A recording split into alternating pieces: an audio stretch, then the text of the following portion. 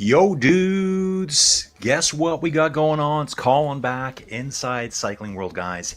Dudes, Echelon Racing League, we're back. It's race weekend number 2. Don't forget, guys, this is put on by Echelon Racing Productions, USA Cycling, and my bro, Damon, way over in the UK with ZMS Esports Studio. I can't do this without Damon, guys. You would get nothing if Damon wasn't in the background tweaking the dials, pushing the levels up and down, making me look presentable. I don't want to say good because that's not me, guys. Also presented by Stages Cycling, Science and Sport, and obviously Training. What a beast. Today, guys, we're back inside. We're inside. We're on the Training Peaks virtual platform. I don't even want to call it a simulation. I mean, it's so real. Everything feels so good on Training Peaks. The road gradients, the feel of the road. Don't forget the winds, the hills. Perfect simulation, guys. So this is race weekend number 2. Tour of the GIla. Guys, 2.2 level race in the US. Go look it up. You'll find the website. Jump on Pro Cycling Stats. I'm on there all the time, guys. Tour of the GIla is a 2.2 race, professional series race, mostly raced, I think, by all continental level teams. Yeah, it'd be all continental level teams there. Like you might have called them team. They were over in Europe racing. Yeah, that's right. I think they raced Volta in Portugal, which looks like an incredible race, and that race needs coverage. That race needs coverage for sure, guys. So, dudes, yesterday, individual team time trial. Guys, I can hear myself over here. Just turning myself down. I've got myself actually through my headphones, but my hearing is like the world's best hearing. Everything else is falling apart, but my hearing is just tight. Yeah, so time trial yesterday. What did they call it? It wasn't Silver City. So we got the time trial on Friday. A, Bs, and Cs would have raced yesterday. We do have some coverage of that coming up later. Today we have the C's and B's. They're already on course. They're already out there, guys. We have a brutal stage coming up. I think they call this the GIla Monster. 73.6 kilometers long with close to 1,100 meters of climbing. It's nasty, guys. And I just saw some of the race coverage here. Got a sneak peek through Damon. Showed me a sneak peek of the B's and C's. They're already out there battling this course, guys. And from what I saw, all that climbing, a lot of it back end weighted. So, you know, you're 45 kilometers into your route, and then you got a 1,000-meter climb ahead of you. Fun. So, dudes, it's going to be an absolute blast out there today. Here we go, dudes. Here's some of the course here right now. Yep, you can see here we start in the southeast, heading in a northwesterly direction. See Hendricks Pass over on the side there. Kelly, what is that? Kelly Maida? I wonder what that is. Looping around, heading more southerly back to Pinos Altos, I believe that's what it is. But some serious climbing, guys. Serious climbing, back end weighted. You can see it on the profile on the bottom. Climbing really doesn't start until kilometer 45, and it's quite the climb too. I think it was Lisa Bratz. She mentioned in the Discord she's actually done the course before, and she said her definition, yeah, it's a monster of a climb. You can see here you're basically climbing outside of one small part in the middle. Guys, I'm just going to round it up. Let's call it a 15-kilometer climb. Now, the majority of it's at the beginning of that. Let's say the beginning 5 kilometers. It's going to be quite steep. It's going to back off a little bit. Then you're going to climb. You're going to actually go down for a little bit from, say, kilometer 55 to 57, and then another couple of kilometers of climbing before you actually have a nice descent, and then a little bit of a kick at the end. The last 4 kilometers looks like it's all uphill, but gradients don't look too bad there. This is going to be a tiring day for these guys. Dudes, you're going to definitely earn your pizza today. You know, like when you do this, you can eat an entire pizza by yourself. That's just something I would do. You know, usually what I do when I have pizza at home, I save maybe 2 pieces for Joey Jojo, sometimes 1. That's all she gets. I have the other 6 to 8 to 7 pieces, and I feel good about it after burning all these calories. Haven't been on the bike yet today, guys. Will be on soon. If you saw me earlier, did a quick jersey change here. Just threw on the yellow. Again, something I'll never wear in real life. Zeosex is here. Dude, welcome back, man. This is going to be a tough ride. So what we've done here, guys, Damon's coordinated all this for me because I'm like, dude, I don't know how I'm doing this week. I'm like, how am I going to do the B's and C's and the A's? So what Damon did, ZMS Sport Studios, guys, ZMS Esports Studios, he's got everything running. He's got the horsepower there. He's got the know-how and the knowledge. I just talk. And the B's and C's are out there. We're going to be able to cover the B's and the C's as the A's start. So we're going to really launch into the A's, and then we'll be able to bounce back and forward to the B's and the C's as we're out there. So guys, we did the one-day classics. That was 2 legs bad and coast and roast. We already did that on the 1st and the 2nd. This weekend it's 3 days. TT on Friday. They've already done it. We've got some coverage. Today is GIla Monster. Tomorrow's the Silver City Criterium. And dudes, I was on Pro Cycling Stats this morning. I looked up the Tour GIla. I think it was, is it Ryan Stites? I think that's his name. Stitees. I don't think he rides for Echelon anymore, but he won the Tour GIla, I believe, in 2024. And the Silver City Crit, that's a real deal. That is a real race course. You're riding on the real deal race course today. Yeah, dude. Zeosex. Good to catch you this morning. Dude, great to have you here, man. Great to have you here. So, dude, I've already done some streaming this morning. I was telling Damon I've already streamed for about 2 hours and 45 minutes this morning. Cyclocross coverage from Belgium. So I did that this morning, guys. I think we're going to be shooting off here soon. In the A category, guys, it's going to be a little bit thinned out today, but the good thing is, I bet you these riders are going to want to stay together. Let's see who we've got here today, guys. Adam Carr, Martin Coffey, Luke Elphinstone, and Will Harden here. Now, I did see some footage of these guys in the TT yesterday. Let's see what they're going to do here today, guys. This is a long one. This is going to be tough for me, tough for Damon, even tougher for the riders. Even tougher for the riders, guys. Training Peaks Virtual banners on the side of the road, guys. So, dudes, if you've never been on Training Peaks Virtual, or maybe you have and you haven't done a GPX route, you can create them on here. We've got Adam Carr on camera right now. Hey, Adam, good to see you out there smashing the watts right now. Adam's in his green jersey he's got on right now. Looks like he's got the bibs. He's got the pull-down bibs look, I think. Pull-down bibs look. Sometimes they're a little bit tight on your shoulders on longer rides. I get it. So we've only got Adam on camera today. Dudes, some of the A riders not here. They're busy. Mr. Hayden Pucker is away busy at the moment. So is Jackie. Jackie Godby is away busy at the moment. Racing for esports championships. So dudes, here we are. B's and C's. We got the B's and C's going as well. You can see here that, okay, that's good. The C riders here, 48 kilometers in. Leading the way is Wendell Egelhoff. We've got Andrew Billing, John Slaughter, Lisa Bratz. Hey, Lisa. Lisa's in the Training Peaks Virtual Discord. I've chatted with her in there just briefly. We've got also Thomas and Dominic. Guys, they're getting up so high here on the climb, it's starting to snow. So we had rain down below, snowing upon. I love the active weather here, guys. Bouncing back to Andrew Billing.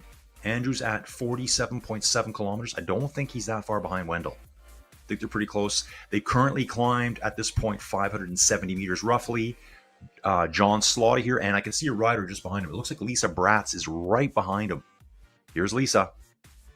Love giving a special spotlight to the people that jump into the chat with me and tell me about the race experience. So, hey, Lisa, great to have you here. So I think Lisa actually said she reconned this entire course as well. It's a beast. I think she said it's like a 2.5 hour route. So yeah, she put in the time. Jennifer Slaughter here. Well, these riders are actually really close together here. Everyone's sticking pretty close together, it looks like. So we've got Jennifer Slaughter here. Slaughter, not Slaughter. She's at just under 47 kilometers, 46.9 kilometers. Sorry, guys, just bumped the mic with my face there. A little bit of pop in here. This will happen, guys. This rider looks like they started very, very late. Yep, little pop in there. Guys, that's normal. That happens all the time on these. It takes a while. Especially, I find, and this is not just Training Peaks, when you jump a long way, which is kind of weird. When you jump a long way, like physical road distance. So if one rider's 10K up the road, this rider is almost half, 25 kilometers behind the front riders. So just on a different pace, or started later, I mean. This is going to be a huge effort for Dominic here. Let's cheer for Dominic Rosetto. Dominic Rosetto is on the first climb of the day.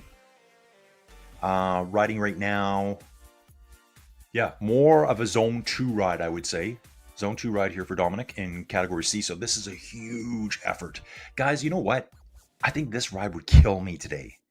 So I'll be riding later. I'm definitely not looking for something like this, because this is a big effort. This is the kind of ride when you do it. And good for Dominic here, almost cresting that first peak. This is going to be a Herculean effort for Dominic out there today. Jumping over to the Cat B category, guys. Okay, yep. We're in the full winter wonderland now, guys. At the top of the GIla monster. 3 riders up front here. We've got Tristan. Looks like Wesley and Joe. Joe's back. Is that Joe? Yeah, I think that's Joe. Joe is back. I think Joe had trouble. That's Joe Meyer, I believe. Guys, just so you know, the leaderboard is all white letters. We're on a white background right now, so it's making it very difficult for me. But I believe that's Joe Meyer of Joe's Guitar Shop. There, I think it was Joe, yeah. And then we got Tristan Knight there. 3 riders at the front. And one of these riders is showing up, it looks like a female avatar. So they just might have selected the wrong avatar. I'm not sure if we have mixed classes here or not, which I think would be a great idea. Just put the men and women together in these classes. Why not? Very, very strong women out there riding who can handle the men any day of the week, guys. So this is our B category here, guys, pushing close to 300 watts there, backing off at times. They're hitting like some shallower gradients here. 3% gradient at the moment. And who do we got here? Morgan Owens. So Morgan Owens, US rider here, cruising along solo right now. You can see the, if you look closely on the screen, you'll actually see the wind indicators, which way the wind's coming from. It's coming from right now. You can see it on screen. I can see the direction though. It's coming from the right-hand side of the rider's shoulder. So the left-hand side of the screen that you're looking at, it's coming across this rider's shoulder, so a little bit of a crosswind here. Riding the TT bike, for all these races, guys, all the bikes should be neutralized. So not going to be a disadvantage for riding a heavier TT bike. It's way more aero, but it is heavier, would hurt you on the climbs. All these bikes should be neutralized as far as I know. So we've got Morgan here. Currently riding at 22K an hour. We're going to bounce back here to Jonathan Matthews. I think I remember Jonathan's name from last weekend. Oh, he's got another rider with him. Got another rider with him right here. So nice to have someone to ride with, especially on these longer routes. 52Ks in right now. This is Brent Sansenik. Brent, I hope you tightened up your cleats.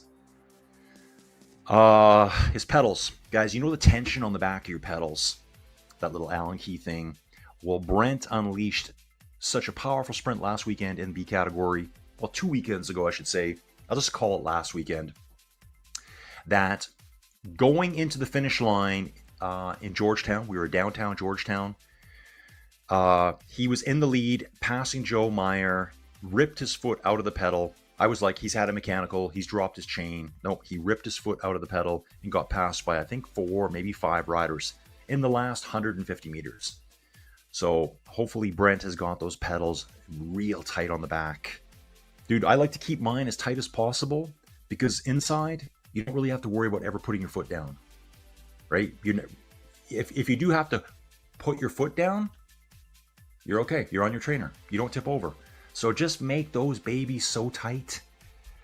Guys, just so you know, the cleats on these shoes, I guess it depends what kind of shoes they use. I'm always Shimano guy. They have different levels of float. So it will allow your knee to wobble around a little bit more if you need it. Some guys have a lot of float, so they can actually, their foot will move more like that on the pedal.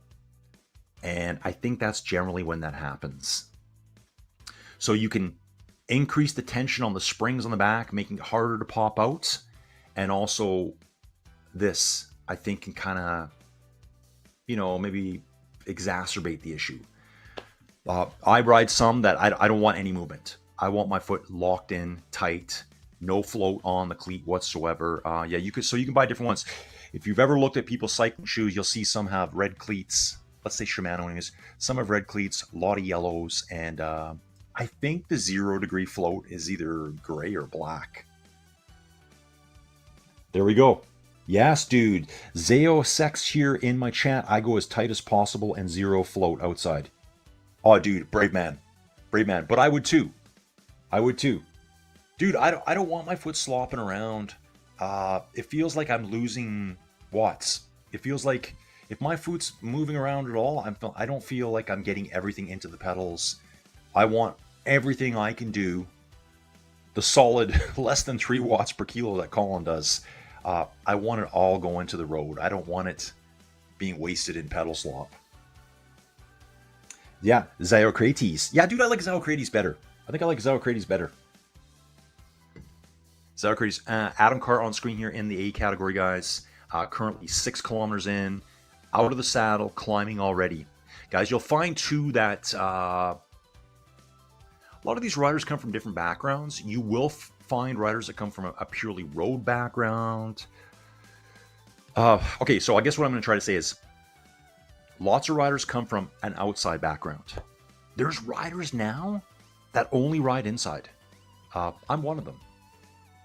A common way to ride inside is out of the saddle all the way. You basically ride at a lower cadence, and you can see here Adam's doing it right now, riding in 53, 54 cadence, able to generate big power over 300 watts.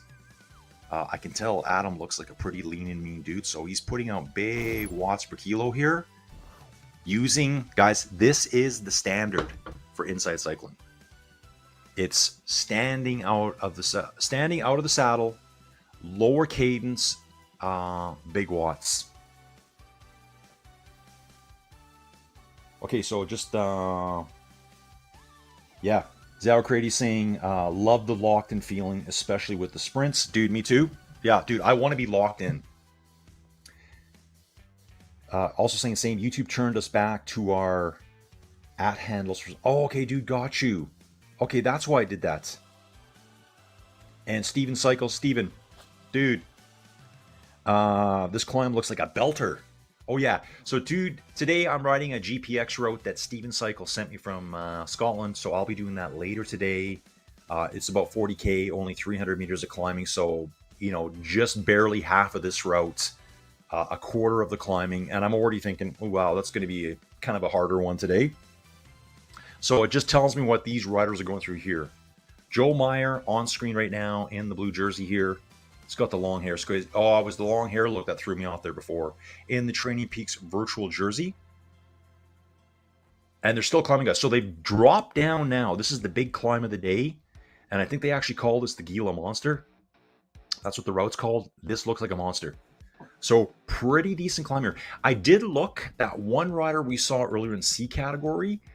When they were getting to the top of the first climb, that's about kilometer 25 in, there was one rider that started late, or who's quite a ways back. They'd only covered 300 meters. So basically, you've got almost 900 meters in the back end of this route, with probably a real good chunk of it, probably 700 meters of it, in this 15-kilometer climb right here, is my guess. I should have pulled up something on one of the climbing applications there. You can see the road going off into the distance, and there it is behind us, guys. So, loving this, dudes. Loving this. Guys, still lots of chance to jump into the Echelon Racing League. You can still sign up for it. Ride with some really strong riders here. So nice to see in B that we have 2, 4, 6, 8. I think we got about 9 riders there. Mostly the Americans are coming out to play, guys. So you other countries, come on, man. Come represent. Get out your... Oh, that's right. The US EMS team is here. MES? US MES? Is that right? Yeah. United States Military Esports. Very big team. You'll find them on all the platforms, I believe. I think I know one of their members themselves that rides with me a little bit. Real strong rider. Guys, 5th cup of coffee today. Big ones, too. There will be nature breaks on this ride. There will be nature breaks. That's a ride allowed. Number one rule is do not attack Colin. That's me when I'm on a nature break. Can't do that. You have to hold back. You know, I'm wearing the yellow jersey, so you have to give me a little bit of replay here. Slow-mo, guys. Got the slow-mo replays here. Look how nice it looks. It's got that vintagey, old-timey look here. I love it. This would have been earlier on, guys. This is around kilometer 8 of the race. Just on this false flatty section, 1% gradient. Back here, we're going to see the multi-camera look. Cat C, Cat B, and the Cat A's up front, guys. Category C right now, front runner is at 52 kilometers. Is that 52? Yeah, it looks like 50. No, 62. Am I right about that? And then the B's are at, no, that'd be 52. The B's are at 58, I think. And the A's are, actually the A's are moving along quite nicely, aren't they? So the B's right here at 58 kilometers. Okay, so I was seeing that right, guys. Just my eyes are crappy. My eyes are terrible. Hearing? Oh, man, it's like an owl. My hearing is like an owl. Is that, do owls have good hearing? Did I just make that up? I might have made that up.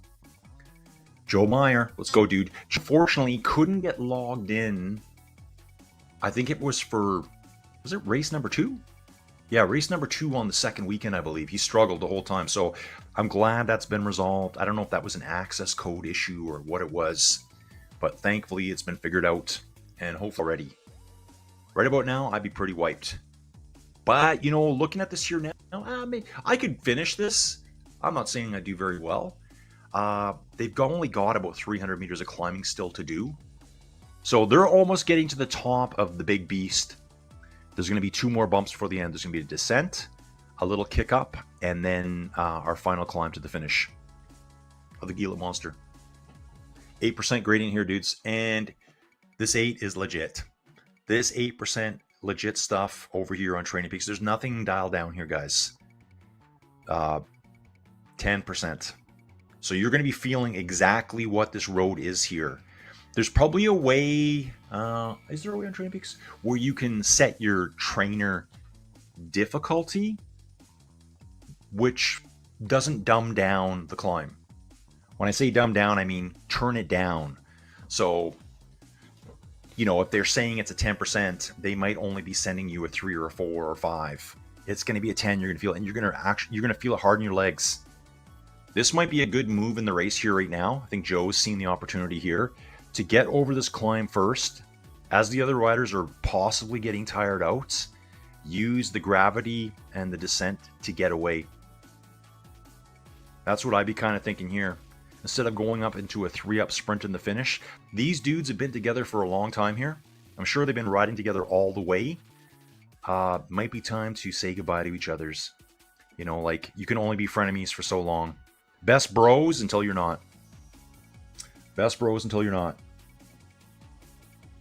That's our B's, guys. They're going to be the first group done today. Then we'll have the C's followed up with the A's. And we will be bouncing around. We do have some coverage later coming for the the time trial, individual time trial. Guys, I love a team time trial so much. That's why I said that out loud there. Coming back to the Tour de France next year, there is a team time trial at the prologue. Are we going to call it a prologue? Do we call it a prologue anymore? I don't think they do.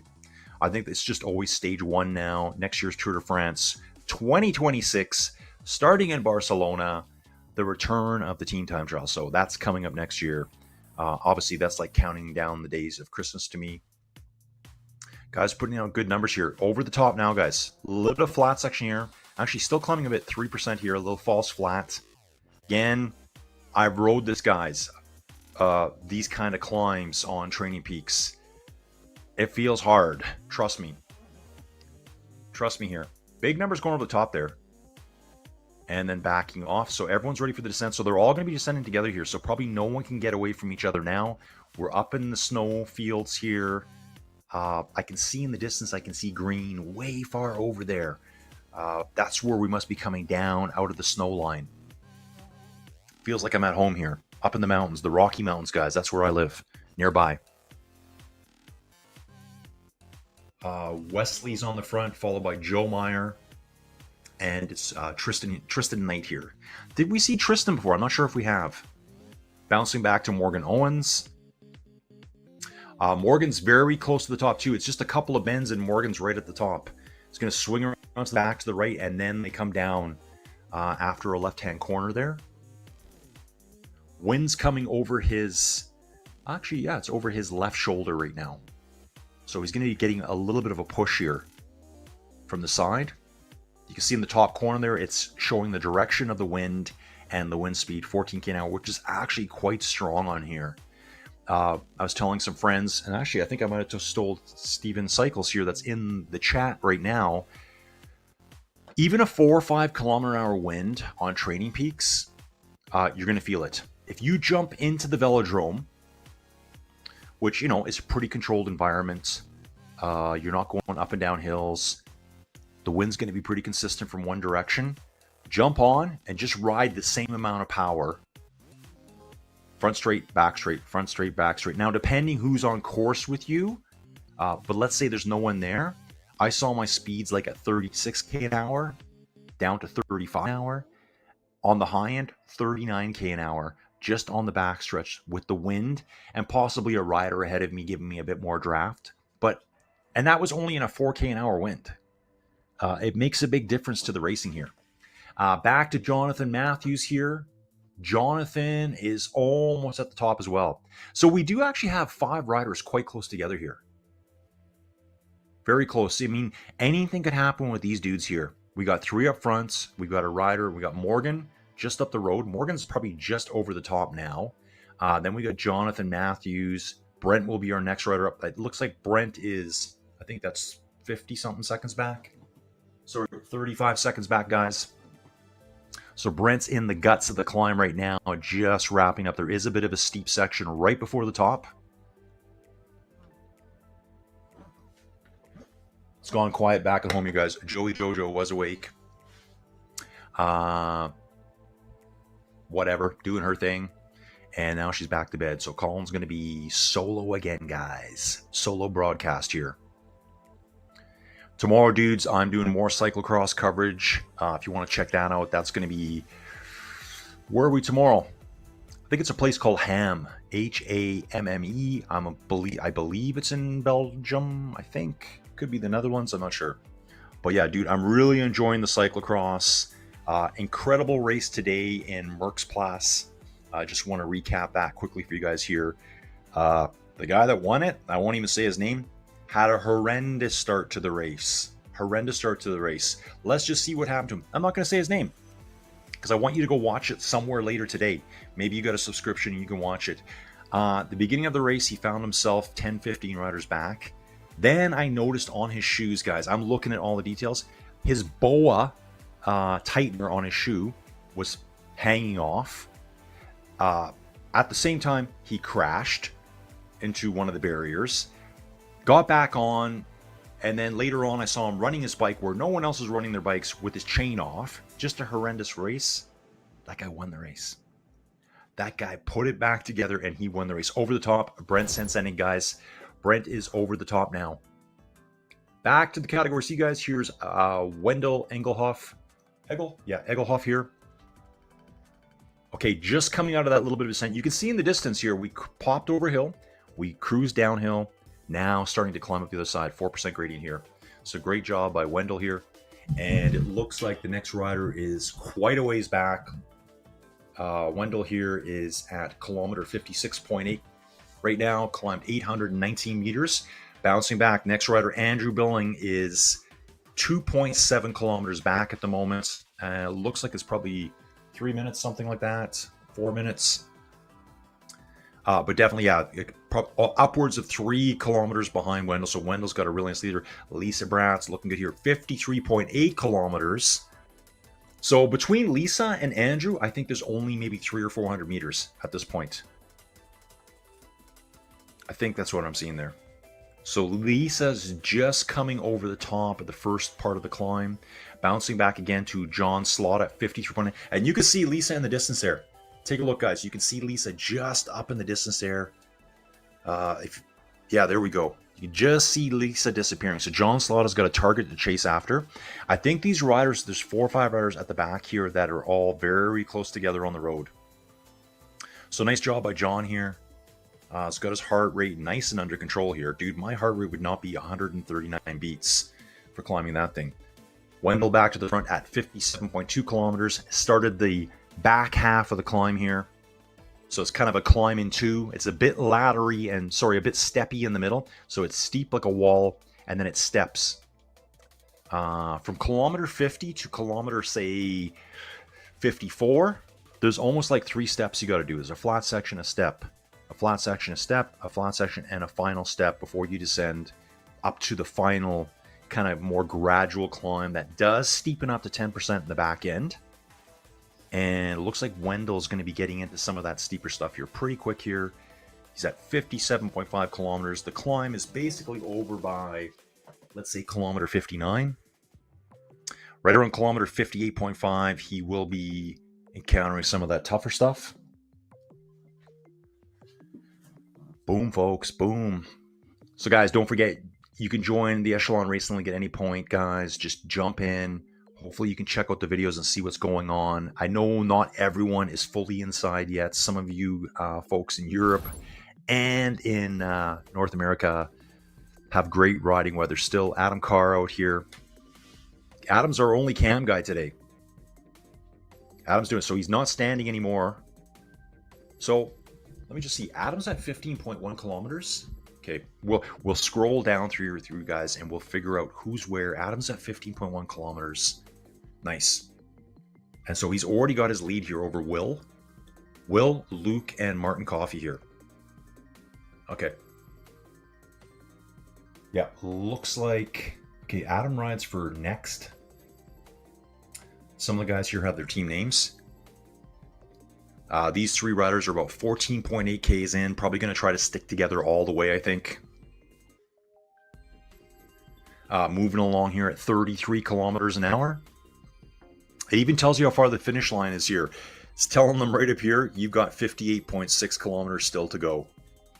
They're just like, oh. Plus, we got some nice lumpy climbing in between, guys.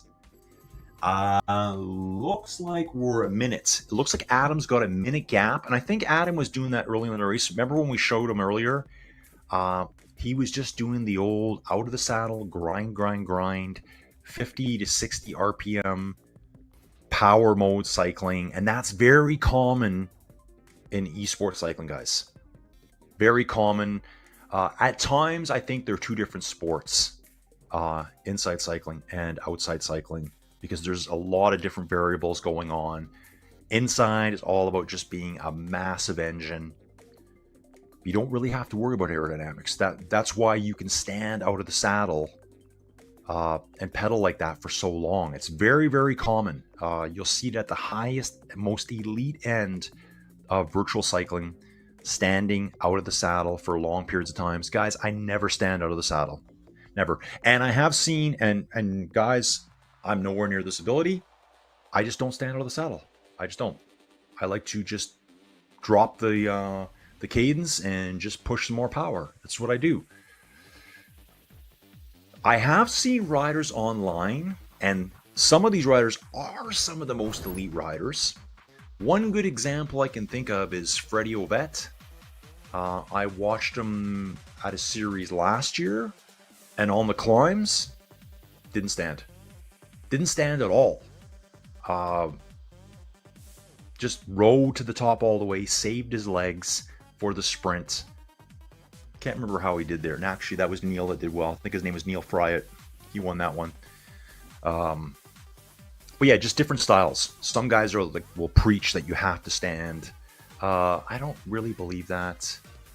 I think if you're strong enough, you just sit and push the power. It's whatever you feel comfortable with, guys. Whatever you feel comfortable doing. It's your platform. It's your training session. Just ride how you want to ride. That's what I do. And I don't feel comfortable standing out of the saddle.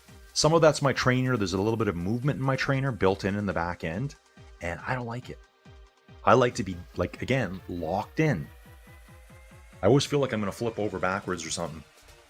I better start learning how to do it. This out of the saddle, 55, 60 RPMs. You're not going to find me riding at a 90 RPM average. I think my ride yesterday, was it yesterday or the day before? Oh, Oh, Paso Gardena. I think my average is in the 60s. Little replay here. We got our 3 riders doing their thing. This is 2nd, 3rd, and 4th place here in the B category. Joe Meyer, Tristan Knight, and Morgan Owens. Is that? Nope. Morgan Owens is behind there. Okay. Just picked the wrong rider there. Wesley, Joe, and Tristan here. Morgan is 2 minutes back right now. B category looks quite racy, guys. Bombing down now, getting back more into, we're below the snow line now that you can see here. So dudes, just don't forget here to, this is a GPX created route.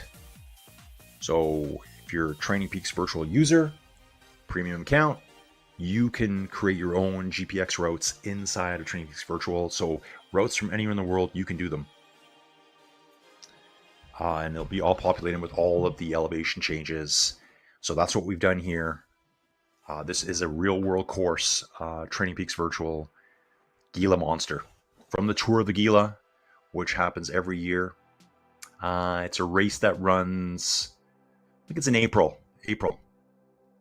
Again, I said earlier, it's a 2.2 level race. You can see here 2 dudes, they are over 70 kilometers now. They just hit 70 kilometers on the front here. This is Wesley Bickler on the front, just over 70 kilometers here, entering the final climb now.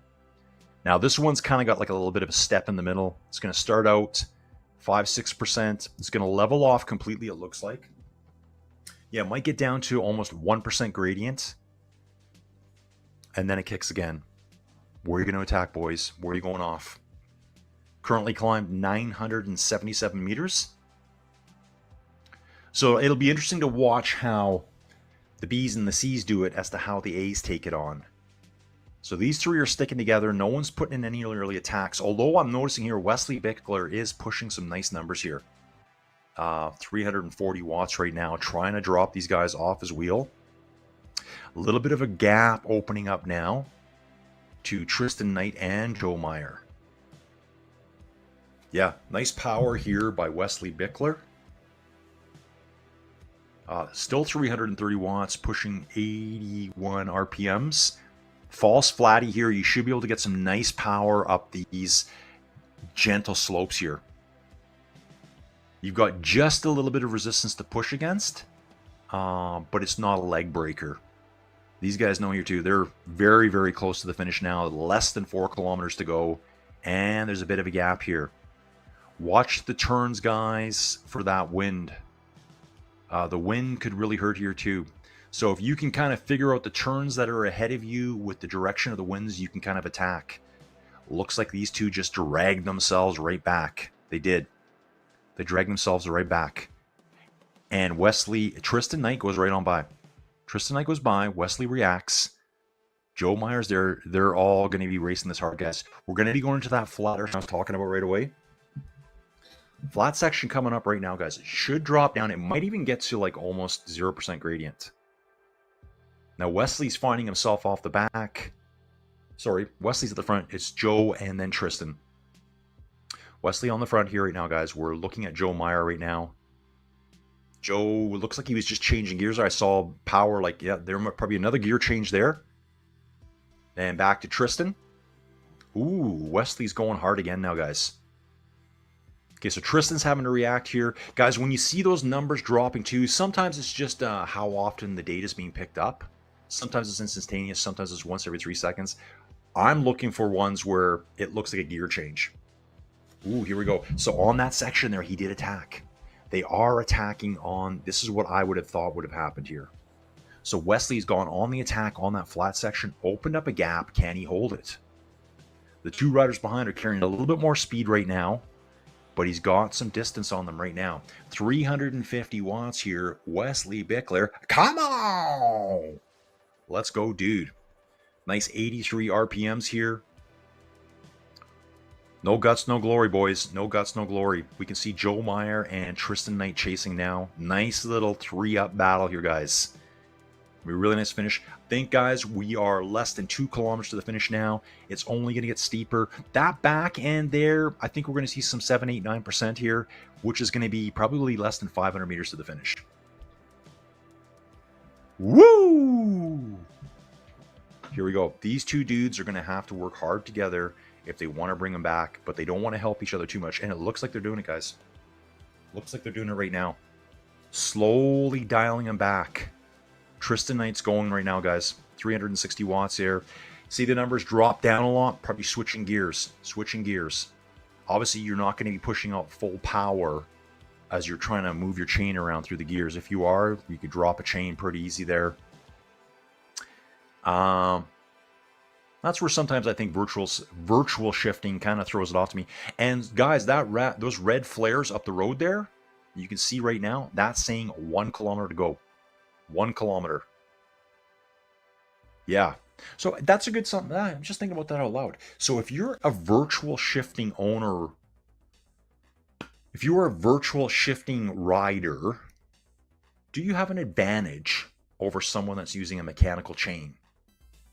Probably, like, because you can just switch through gears, no problem. And attacks come, guys. Joe Meyer's moving up now, trying to get up to Wesley Bickler here. Wesley's on the front with 1 kilometer to go right at these banners. At the flares, I should say. There it is. Ooh, Joe's coming up fast now, guys. Joe will be getting some draft effect, and so will Tristan. So, guys, I hope I'm making sense there. So, when you're trying to put out power and you're switching, you kind of need to back off the power a little bit, right? It's kind of like driving a car. You got to push the clutch in, switch the gear. You kind of like back off for that 1 little millisecond. I think with virtual shifting, that's not even a thing. It's just like bang, bang, bang, bang, bang, bang, bang, bang, bang. So there's probably another advantage of using virtual shifting over purely mechanical drivetrain. Yeah, even if you were using electronic shifting, you have to be a little bit more careful. I think you can't be like stomping on the pedals as you want to like ease off a little bit here. I think we got a little turnaround loop at the end, so we're going to see these riders possibly riding back down a little bit too. Flying, guys, flying. We're less than 600 meters to go here. It's still Bickler on the front. Joe Meyer and Tristan have brought him back. Yeah, there we go. Numbers popping up, guys. Numbers popping up now. Just saw over 500 watts there for Joe Meyer. Gets on Wesley's wheel and is just going to wait it out. Just going to wait it out a little bit. Still under 500 meters to go now. When do they go? When's Joe going to react here? When is he going to decide? Oh, Wesley lights it up, guys. Wesley's going now. Wesley decides to go. Joe reacts. And we're back together. I think this is just a little bit of tactical positioning here, guys. I can see the banner now. Banner's coming up real quick, dudes. Coming up fast. Joe goes, but he doesn't want Wesley sitting on his wheel. We're still 250 out. They're going to be tired. They're going to hold the sprint till the very end here. They put in their digs. Let's go. Let's go, boys. 3-up sprint. Everyone's dialing it up now. And the sprint is on. Joe Meyer goes to the front. Wesley's out. Tristan is right there as well. Mano-a-mano battle here, guys. Tristan just pulling out of Joe. Joe's pushing 700 watts. Tristan just manages to squeak by him. Finishes maybe a half a second ahead. Third place to Wesley Bickler. Give it to Wesley for going early and trying to stay away all by himself. Here's the replay, guys. Big shout out to Tristan there. Getting over Joe's shoulder. He comes up on the left-hand side here. Ooh, this is nice. Joe Meyer was pushing 800 watts there, guys. Joe was pushing 800. Tristan's numbers, I'm not sure what they are right now, but obviously pushing some big power there, dudes, at the end. We'll end up finishing maybe 3 to 4 bike lengths ahead of Joe Meyer. Less than a second there, guys. Wesley Bickler went from a long ways out, rode solo, tried to hold him off, but still manages to retain third place there. Great job for those frenemies, guys. Pretty decent sprint there, guys. Fourth place on the road, we got Morgan Owens. And just going to have a little look here. Morgan Owens, Jonathan Matthews, Brent Sensenig. Then we've got Jason Drummond. Hey, Jason was here last week or 2 weeks ago. Last race weekend. 73 kilometers in right now. So finish line, you can see the banner now. So really finishing probably within a minute of those front guys, minute and a half. So really nice ride here by Morgan Owens, finishing nicely here. So guys, if you watch the power numbers fluctuating at the top, so 340, 450, he's putting the power down. If he changes gear, you're going to see it drop down to like 150, 160. There might have been a gear change there where it dropped to 230. I know I flick around a lot. I'll have 1 or 2 gears I'm in and out of all the time. It's like my legs are saying, no, I can't push this anymore. I don't need to drop down 5 gears. It's just I need to back off 1 or 2 teeth on the back just to get my revs up a little bit. Once I feel good, I pop it right back into that gear. It's kind of like I'm in and out of each one 20, 30, 40 seconds at a time. So 370 watts, your nice finish for Morgan Owens here. There, he backed off the power there. He might be just cruising now.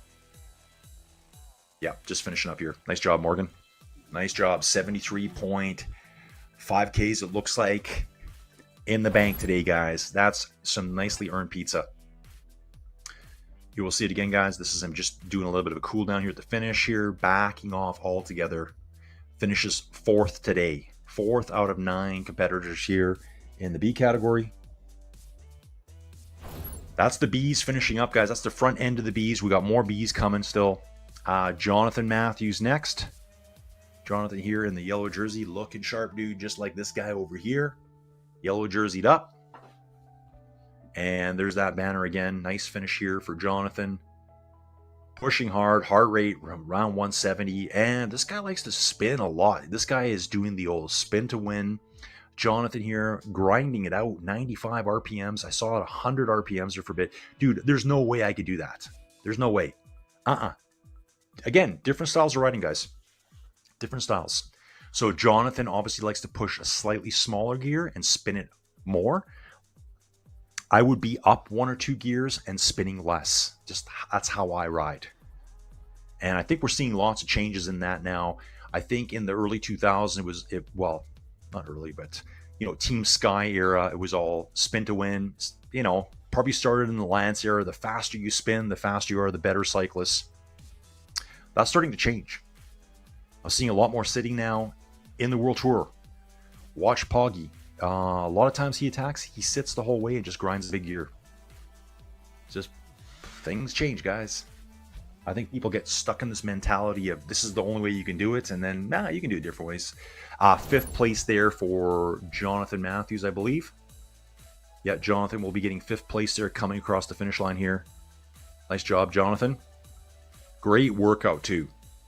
Great workout. That's a 2-hour effort inside, guys. That's a huge effort. And we'll have more dudes finishing right over. Brent Sansene coming next. Brent is not going to pull out of his shoes today or his pedals today. Oh, dude, I love your socks. Brent's got the nice black and white checkered socks on today, looking sharp. Brent will be getting 6th place here today. Average power, 246 watts. That's really nice, Brent. So, guys, average power, 246 watts for over 2 hours. It's really, really good riding. Really good riding. I think for Brent, that's probably well over 3 watts per kilo. I'm not sure exactly what Brent weighs. You can figure that all out, guys. It's simple math you can do in your heads. If you knew what they weighed, or you can vice versa, you can figure out their watts per kilo. Boom. Coffee sip, guys. Brent, you've earned your pizza. You have earned your pizza today. But don't forget, you're racing again tomorrow, dude. That's what you guys can't forget. They are all racing again tomorrow. So tomorrow is the Criterium course. I think it's the Silver City Criterium. I should look that up and see where that actually is, and see how it looks on the maps compared to what we're going to see on Training Peaks. I like doing that a lot too. So Brent Sensenig here will get 6th place overall in the B category. Just over 2 minutes, 2 hours and 7 minutes here for 74 kilometers roughly, and 1,068 meters of climbing. Good ride. Really good ride. Average power, 246 watts. And you know what I like to see too? I like to see the strong finishes. Brent's, slower RPMs here, then just dials her back at the end. He's like, I'm done. I'm done. Woo! Okay, 1 kilometer out here, guys. Here's the flares going off here. I like seeing this. This really helps me out doing these things. Jason Drummond. Positive, we saw Jason last race weekend. Under a kilometer to go here. You can see the countdown here on the top left-hand side, guys. Under the time. So top left-hand corner. Don't worry about me. See that picture of me? Just forget about that. It doesn't even exist. You can see his time, 2:08. distance covered, elevation climbed, current speed, and timed distance to go to the finish. That's his number one thing he's looking at right now.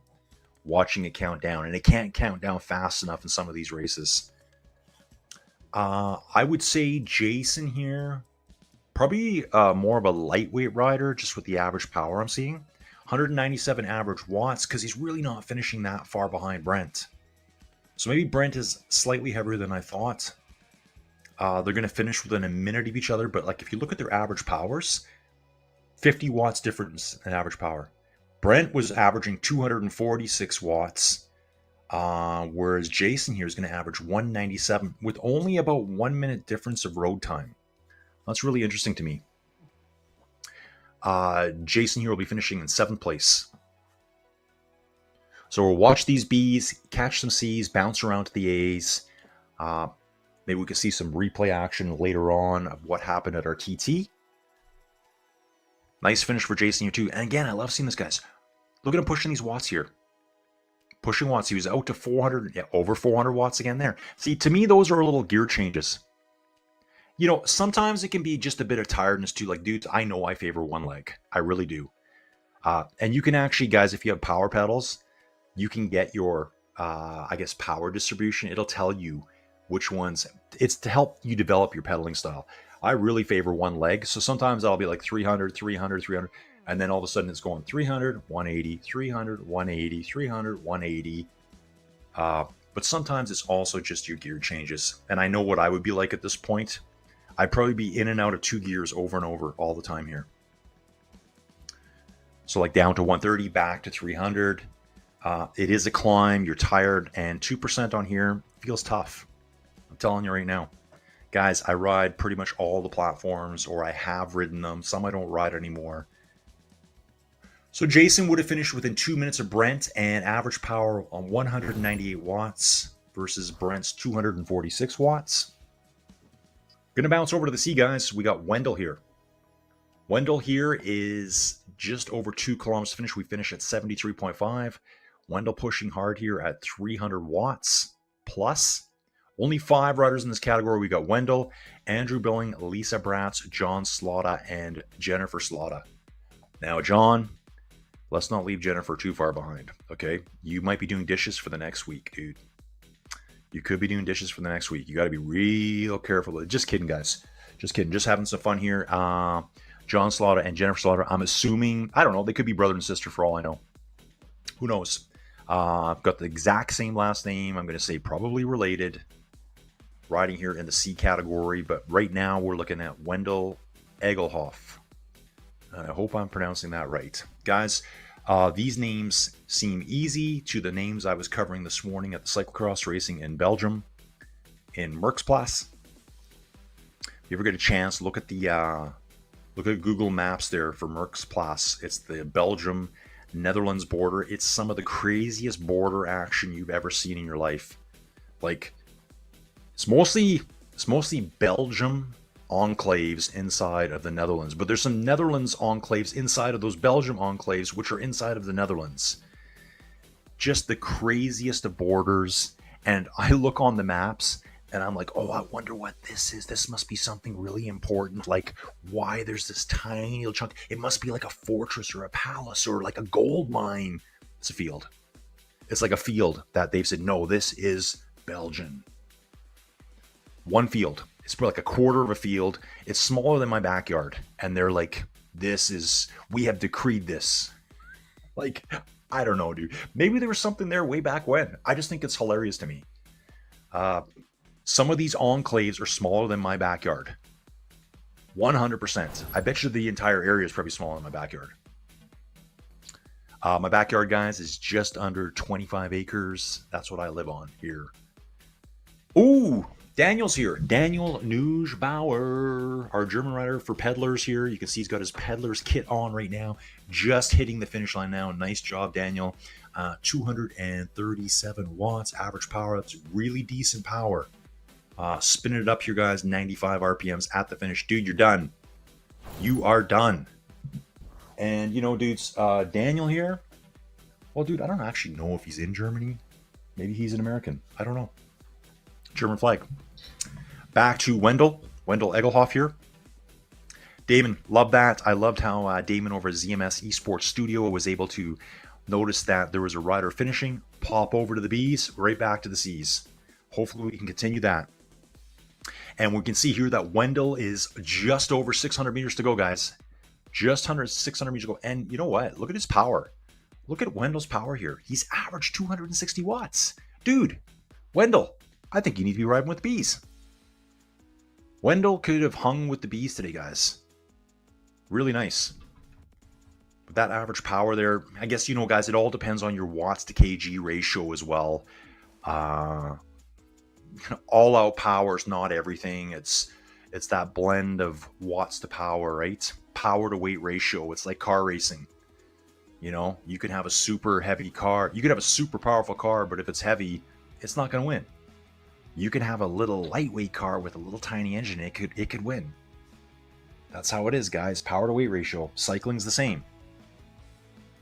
Finishing back up in the snow belt here, guys. So we started in the farmlands. We climbed up out of the rain into the snow, past the glaciers, back down into the valleys, and we're finishing up top here, back in the winter wonderland. Looks like Canada at home right now. We've had a little bit of snow, but man, really nice start to the winter. Nothing too cold yet. I think it was, guys, don't even know, Granny lives with us now. It's Joey's mom. And she goes, well, at least it's not minus 20. I'm like, yeah, what about minus 40? Like, we get that once in a while, and it's just like, oh my. Dude, at minus 40, people go outside here, and if you got an older car, you can break your handle off your door. You go to open your car door, and the handle breaks off in your hand. Like, everything that's plasticky just breaks at those temperatures. You know your extent... Well, I guess you guys don't. Guys, in Canada and parts of North America that are cold and parts of Europe that actually get cold, you plug your car in at night, right? You plug it in to keep the oil warm in the oil pan. Coming to this is Wendell finishing here. Dude, nice finish. Nice, strong finish by Wendell here, averaging 261 watts. Gets first place in our C category today. Dude, nice ride. Very nice ride. Finishing 2 hours and 15 minutes. And we're bouncing back, guys, here over to the A category now. We've got Will. Ooh, I think we only got 3 riders here. Will, Luke, and Martin Coffey. I thought there was 4 riders originally. We might have lost a rider right at the very beginning. They've already taken on the first climb, so I know they're over 300 meters. I look up here to the top left. I see 312 meters covered. We used that one rider earlier. I think it was Dominic Rossetto, who I think is riding C. We saw him crest that first climb, and it was right at 297 meters, I believe. 233 average watts here for Will Harden at the moment, Luke Elphinstone, and Martin Coffey.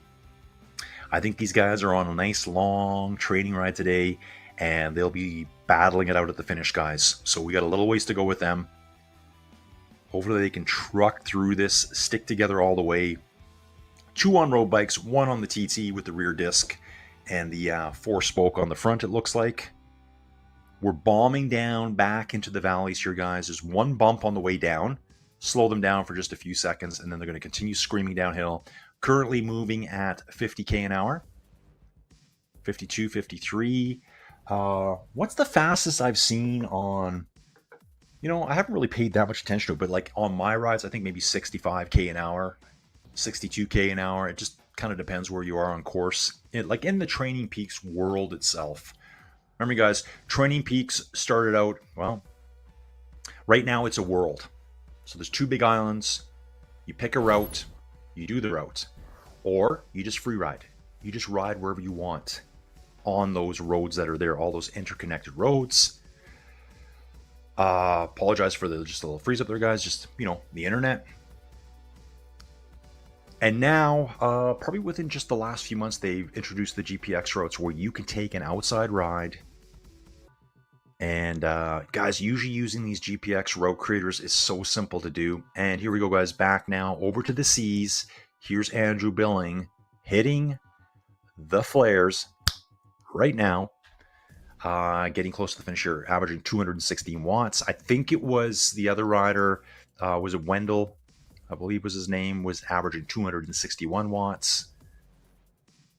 So just different power outputs. Lisa Bratz will be in third place. And so guys, I think Lisa Bratz has already done this ride once this week. She's doing all the recons in the Discord. Yeah, I think she said it took her 2.5 hours the first time. So she's going to beat her time, and she'll have done it twice in 1 week. Lisa, great riding. That's all I got to say about that. To put that kind of time and effort in on the bike, great riding. Feels like about how I'm streaming these days. Just a lot of time on air, guys. And I love it. So much fun. So much fun, guys. So, dudes, tomorrow is going to be more cyclocross race action outside in Belgium, I think. Maybe it's the Netherlands. I don't know. And then we will have more Echelon Racing League on Training Peaks Virtual right after that. So we're going to do the exact same schedule tomorrow. Hopefully I don't get up at 3:06 again, because it makes for a very long day for me. 600 meters to go here for Andrew Billing here. You can see the countdown here going off here. Weird, this time I don't see the checkered flag showing up in the finish line in that top corner. Before it had a little checker flag. Maybe it goes away after. I'm going to watch that for the other riders. I can see the banner already. Banner's there in the distance here. You can just see we're going to go around this right-hand bend. It's currently snowing. I don't want to see that at home here, guys. I would be okay with a very, very mild winter. Unless you've been outside, like I wake up in the morning and I look outside and I'm like, oh my, what is going on? And then you look at the weather and it's like minus 37 degrees Celsius, like in town. And you're just like, that means it's like minus 40 out here. And like anything you touch outside, guys, you know your extension. So if you do live somewhere that you use an extension cord, it's been so bad here in the winter times. You go outside, pick up your extension cord, they crack in half. Like the yellow casing or whatever of the extension cord that you have outside, it just snaps. The wires are just barely alive inside because of the copper. I mean, they're coated too, but yeah, your extension cord will snap in half. Fun, right? So much fun. So yeah, you plug your car in when it gets really cold here to help warm the oil, to stop it from getting like into molasses. That's life in the north, guys, or life in colder environments. Please make it warmer all the time. Please. I need it. I can't live somewhere warm. I don't get to live in the U.S. I want to live in the U.S. 150 meters to go, folks, for Andrew Billing here. Coming to the finish now. A solid 2 hours and 20 minutes on the roads, guys. That's a big day on Inside Training. Guys, I'm going to say right now, I probably only have a handful of rides that are this long inside. Maybe upwards of, say, a dozen. Yeah, I guess I got, probably maybe 20 rides that are like 2 hours and 20 minutes plus inside. Flocky32, welcome back, dude. Went for a cycle ride at dusk. Balmy 15 degrees Celsius in Atlanta. Dude, that's nice. That is nice. That's the kind of weather I need. That is the kind of weather I need. However, I will say that we have been kind of blessed here lately. Lisa Bratz. So again, I kept talking about Lisa. She's riding C here. She's in the Discord. She's actually sent messages. I've replied to her. Love doing that with people. She pre-rode the course and said that it was a nightmare. And took her over. I think she said the first time took her 2 hours and 35 minutes. I think that's what she said. So she's going to shave, 12, 13 minutes off her time here. Great job, Lisa. Average power, 185 watts. So really nice ride for Lisa here. This is going to be the third place finisher in the C class. Yeah, Flocky, when we get our Chinook winds blowing, the Chinooks are winds that come off the mountains that are to the west of us, off the Rocky Mountains. As the winds come over the top of the mountains, they dry out. They drop all the moisture up there. And there's a name for it. I think it's adiabatic, or maybe it's katabatic. One of the two. The winds, when they drop that moisture, just warm up like crazy when they come over the top. Great job, Lisa. Bouncing back here. This is going to be our last rider to finish in the B category here. Merit Rate. I can't believe I haven't seen Merit yet. Why did I miss this name so far? Merritt's just finishing up here. Finishing really nice. Your average power, 230 watts. Apologize, Merritt, for missing you so much there. But here you are, man. You're done. 2 hours and 23 minutes. Merritt rate has finished. That will be the last rider on the road for the Bees. Bouncing back to the C's here. Here's John Slaughter finishing now. John Slaughter is getting to the finish right away here. 2 hours, sub 2 hours and 24 minutes here. Crossing the finish line nicely. 300 watts there. John's done. And now we've got Jennifer still to finish. So John finishes 4th out of 5 riders. Jennifer's still coming, guys. Jennifer is okay. Jennifer's in the little bit of the bottom of the valley here. Raining down here, guys. It's just all rain. She will be climbing back up in the snow here right away. So yeah, Flocky, when those winds come off those mountains, they'll be warm. We can get days in December, like just randomly, where it'll be like, oh, it's 17 degrees today. Or, you know, sometimes not that warm. It has to be a really strong Chinook to do that. And Chinook is a First Nations word that we probably switched anyways, whatever. But it means snow eater. That's essentially what it means, is snow eater. So you'll go from having snow everywhere to like nothing. There's nothing left. It happens all the time. It's been here forever. It's just the way the winds come off the mountains with that warming process after they dumped all the moisture. So all the snow gets dumped in the mountains. We don't really get that much snow here. Looking at the A's, we've got our 3 riders together, which I like to see that. We'll be chilling with them. Ooh, someone just goes off the front there. Will decided to go off the front. And guys, that warming pattern, dude, it doesn't matter where you go in the world. People say, yeah, if you don't like the weather, just wait 5 minutes. Every place in the world says that. Every place in the world says that. It only applies in a few places. Try doing this search today. Look up biggest temperature change. Most of those records are along the foothills of the Rocky Mountains. Some insane weather changes. I think the fastest 1 hour weather change ever was in Montana.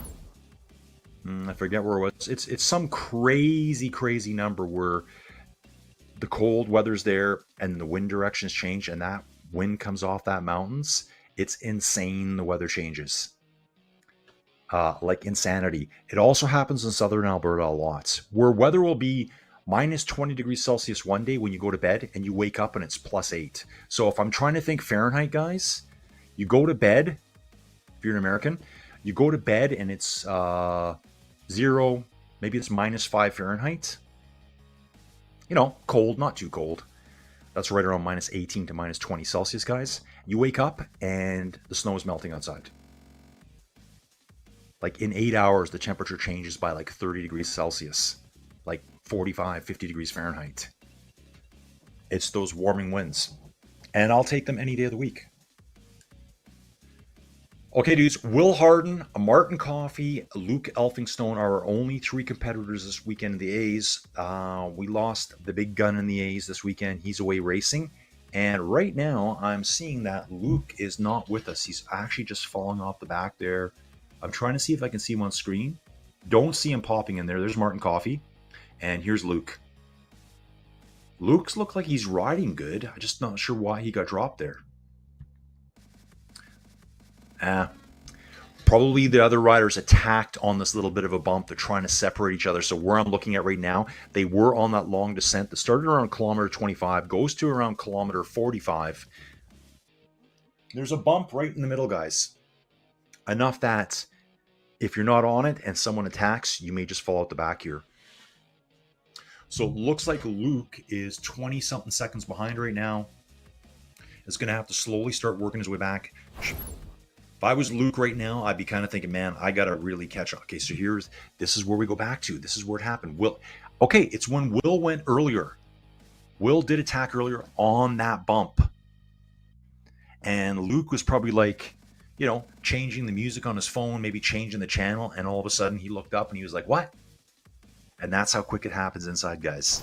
It happens to me all the time as I'm changing music selections. And here's Will hammering on the front here. Ooh, just hit out over 70-something kilometers an hour there. I think he hit 76. Martin Coffey was up to 73 there. Guys, don't forget too, there's braking on Training Peaks Virtual. And I think I mentioned in week 1, I kind of was thinking, why are they all taking little micro rests? Well, you either brake, I think you use your keyboard to brake, or just stop pedaling. So there was times when I'm like, why are they not pedaling anymore? In my head, I'm going, why are they not pedaling? They're just slowing down for the corner. If you're not slowed down enough for the corner, you will get a penalty. And the penalty is worse than if you actually just slow down enough. So you need to slow down enough, whether you brake or you just let off the gas and just do some coasting. So coast, brake when you have to. And I think it actually shows you here on the tail light. If you look at the rear light here on the rider, it kind of almost tells you as you're riding when you should be full gas and when you shouldn't for corners. So this rider's got like the orangey light on. The rider up ahead looks like they have the green light on. I can see it from here. I just don't know exactly how you use it. I'm not really an expert on it. So yeah, Flocky, nice job getting out for a nice ride in London. Dude, it's been so... Oh, nice here. Jennifer hits the 1 kilometer to go mark. Great job. Jennifer Slotta here from the US. So Flocky, my bike right here, guys. Okay, we're back. Yeah, Martin and Will are together. Luke finds himself alone. He could pull something back together here on the descent and still bridge his way back on. He's going to have to work pretty hard to do it here.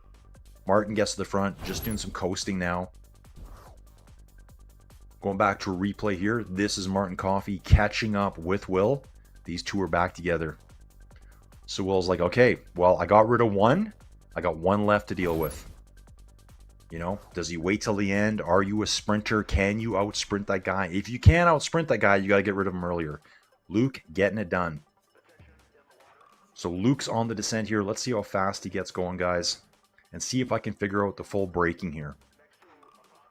I'm watching the course up at the top. Some of these corners they may have to brake into. I'm not sure if they're tough or not.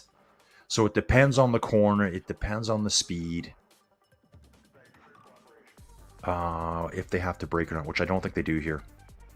They're moving at 52k an hour. Yeah, these bends aren't tight enough. So yeah, you definitely have to stay on top of your braking in Training Peaks Virtual. And week 1, we saw it on those criterium circuits. There was lots of corners where we watch riders going, why are they not pedaling anymore? They're slowing down. Just slowing it down. There are keyboard commands to actually slap on the brakes. And I think it's when I did my first ever ride on Training Peaks Virtual, which would have been last November. I did experience the braking on the hills, and you can feel how it works. You slow down, slow down, slow down. Then it gives you the green light. Hammer it. Go out of the corner. It feels really satisfying when you get it right. I forget which route I even did, but I went around what I call the jungle island, and I climbed right up through the middle up a pretty decent little climb. And when you come over the backside, there's some nice switchbacks where you got to break your way all the way down. Jennifer Slotta coming to the finish here, averaging 130 watts for the ride, pushing 148 watts at the moment. 300 meters to go. Let's go. Let's order 2 big, large pizzas for tonight and just kick back on the couch, guys. Kick back. It's my favorite Saturday afternoon. By the time I'm done this, I don't even know if I'll want to get on my bike. It's currently quarter after 10 in the morning for me, guys. Quarter after 10. Streaming since 5:35 this morning with a few little breaks. So it's going to be a big day. And I think today I'm riding in Scotland. So I'll get it done, dudes. I will get it done. And then I will be chilling on the couch with leftover Chinese food from last night. Let's go, folks. Let's go. So Jennifer Slaughter here finishes 5th place in the C category. Nice job, Jennifer. Really good, nice job. They do have a nice little turnaround built in at the end here. So riders can cool down. And we're back here to our big boys in the A, guys. We got Martin Coffey on the front. And I know I've seen Martin before. I'm pretty sure I saw Martin racing last year too at the Echelon Racing League. Will doesn't have a team name.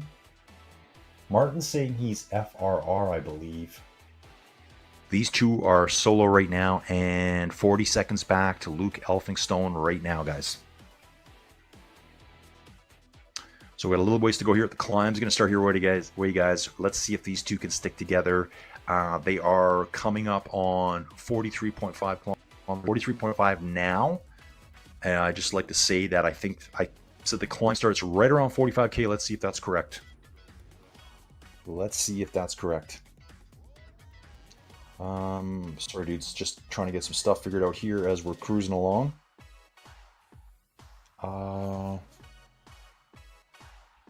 Okay. Got news from Damon here, and I wondered because I thought there was another rider. It was Adam. Adam was in the A category. Remember, he had his camera on. Damon's letting me know. Damon, thank you very much. Because, dude, I would have forgotten this altogether as we're doing this. Adam Carr may have had a tech. Guys, you never know what happens on your bikes. You never know with your internet, things like that. So Adam, unfortunately, had to withdraw from the race, and that's why we're down to 3 riders right now. So I'm just going to catch up with that there. And okay, sorry guys. Just catching up on some important messages here. December 10th. Okay, I got to do that. Catch up with my bros. The geology bros. Okay, dudes. So we're down to 3 riders on course. We've only got 3 riders in the A this weekend. It seems like a lot of people are busy or just are not riding inside yet. Guys, don't forget, you could sign up for the Echelon Racing League whenever you want. Go over to the Echelon Racing League website and get signed in and get some good racing done, guys. Remember, this is an entry path to the USA Esports Nationals, guys. Anyone that rides here, at least it was this way last year, I'm pretty sure it's still the same through USA Cycling. You have to compete in at least one of these races. At least one if you want to ride at the USA Esports National Championships, which occur, I think, January 31st and February 1st. That weekend. I think. Not sure exactly about the dates. I did some of that last year, guys, for Echelon Racing League. I did age categories last year, so that was really fun to do. So hopefully we'll see more people this year. And Will here is pushing nice. Will's pushing nice. He's going for a killer move right here, guys. Looks like he's going to push hard on the first part and is slowly dropping Martin here right now. And then he's going to see on the flat what he needs to do. He's going to see what damage he can do here to Martin. Martin right now, it looks like he's about 8 seconds back. 8-9 seconds back. Will's pushing 360 watts here, guys. Working pretty hard. His average power overall so far is 239 watts. So digging deep here right now, guys. Martin, I've seen him race before. I think Martin's okay. I think Martin will be able to come back here on this climb at some point. They are going into a bit of a headwind, guys. I can see that here on screen. I can see the wind direction markers. You'll see these little white streaks floating through the air. That's letting you know which way the wind's coming from all the time. You can also look in the top right-hand corner and see the wind direction on that map. Wind direction and speed. Okay, it's 15 seconds now, so Will is pulling away. Will's putting down some big power now. He wants to get his lead here and lock this up right now. Does he have the engine to go all the way solo now, guys? They still got 30 kilometers to go at this point. Yeah, we're still 30 kilometers to the finish, guys. 30 kilometers here. Back to Martin Coffey here. See, this is where he's riding right into the wind. It's a crosswind over his right shoulder, and now when he takes this corner, he's riding directly... Oh, sorry, no, he's got a tailwind right now. Sorry, guys. Yeah, I'm looking at this wrong here on the screen. You can see the little white things going across the screen. That's telling you which way the wind's going.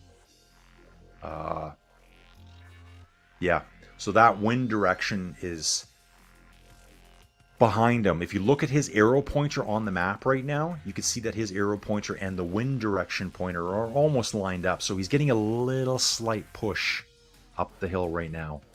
It is a 7% gradient, so it's probably not going to be a lot, but he'll take anything he can get right now as he heads up into the winter wonderland at the top, guys. Yeah, so all through this area, they're kind of getting a little bit of a push all the ways. Outside of on the corners or the bends, like This hard bend here, he's going to get a little bit of a crosswind now. You can see the white streaks going across the screen that way. And so the wind's hitting him more at the side here now, but it's still going to be pushing him. In fact, the speed is going up here. They're on the flats. There's this flat section here. What is the gap now? Ooh, the gap opened up nice. And Luke Elphinstone here moving at 15k an hour here through the 8% section grade. Again, he does have a bit of a tailwind too. Luke's moving here right at 290 watts. Good power, dude. Good power. I like it. Average power 219, so he's obviously in the climb, pushing higher than his average power right now. Probably in a lower gear, grinding it out, 75, 76 RPM. Yep, this is what I'd be doing, dude. This would be my style right here. I'm not pedaling at 95 RPMs through this stuff. No, it's like 75s. Probably the same kind of power. So maybe me and Luke should go for a ride together one day. Luke, join me for a ride. GIla Monster, guys. GIla Monster. Don't forget tomorrow we got the Silver City Crit. I think we're going to see more people for that. Some people might have been looking at this beast and going, hey, I don't know about this, man. I don't know about this. Save the legs for tomorrow. Actually, I know, who's it? Ludwig Karlberg. He couldn't even today. So, guys, weekend schedules. That's the hard thing. Sometimes it's hard to make your life work. Just trying to see if I can see Martin there. I'm trying to look back from Will here. See if he's gonna pop it on screen. Guys, when you see me doing that, I'm like looking for every pixel. I'm looking at every pixel on screen. Yeah, I think I can see him. Yeah, he's there. Once we swung that bend there, I could see him moving along. Okay, looking. Is that him on the other side of that bush? I think it is. My eyes could just be shot right now, too, guys. Just shot. Look at me staring. Oh, I think I did see him there, right at the last second. So he's just up the road. I can see him up the road. That's how I can see him really easy, right there. There was a little black figure moving up the road. That's Will moving up the road, and Martin Coffey's right back there, guys. Currently, I think it's 22 seconds back. So Martin, just do it, dude. Just do it. Just keep him locked in sight. You don't have to chase him down yet, man. Don't chase him down yet. Martin, just ride to your own ability and see what Will does. 25 seconds, guys. Don't blow yourself up on this climb here, Martin, on the steep stuff, because we're 8% gradient here, guys. If you blow yourself up now, that 25 is going to turn to 125 real quick. There's still lots of time to pull him back. Remember, the first part of this climb, I'll forget that little flat section at the very beginning, though. It's pretty steep. And then we enter a series of steps. I'm going to say 3 steps. Flat, climb, flat, climb, flat, climb. Then they start bombing down. One last climb, and then a long descent. There's plenty of time for Martin to bring this back here. Will also knows that Martin's going to have to work pretty hard to start dialing him back. Will's just looking at here, watching his power. Look at this. Will's grinding a bigger gear, slower RPMs. Only 71, 72 RPMs, pushing 320 watts average. Very, very consistently here, guys. I like this. I like this a lot. So Will's really got his cadence dialed in nicely, his power output. It's not fluctuating. You know, someone like me, sure, I can push 330 watts up parts of a climb, and then for the next 4 seconds it'll be 260, and then I'm back to 400, and then I'm down to, 220, and it's kind of all over the place. Will doing a really nice job of sitting right there, 320 all the way. Martin's really not off that. So guys, this is where it comes down to power to weight ratio numbers again. Will's now 30 seconds up the road, just getting away. Again, 6%. This might be some of the shallowest stuff on this part of the climb. So dudes, don't forget too, this is a climb they actually do at the Tour of the GIla. They do this climb, I think they do it every year. It's probably like the premier climb. This must be the Queen stage at the Tour of the GIla. I'm gonna have to watch that next year. Dude, I'm gonna do race commentary on that next year. Race commentary next year, guys. I just gotta find some video coverage of it, and I'll be doing it. Back to Will at the front, guys. Okay, looking decent, dude. Looking decent. 7% gradient. Again, I'm just staring at his power output, guys. That's what I like to do. Very important to me. See this 310, 327, 340. So it's fluctuating a little bit more now than it was before. 71 RPM. Got a really nice cadence here. Well, some people would say, well, I don't like that. I like 95. What I'm saying, really nice, very consistent. It's not, and this is good to see too. Different styles of climbing.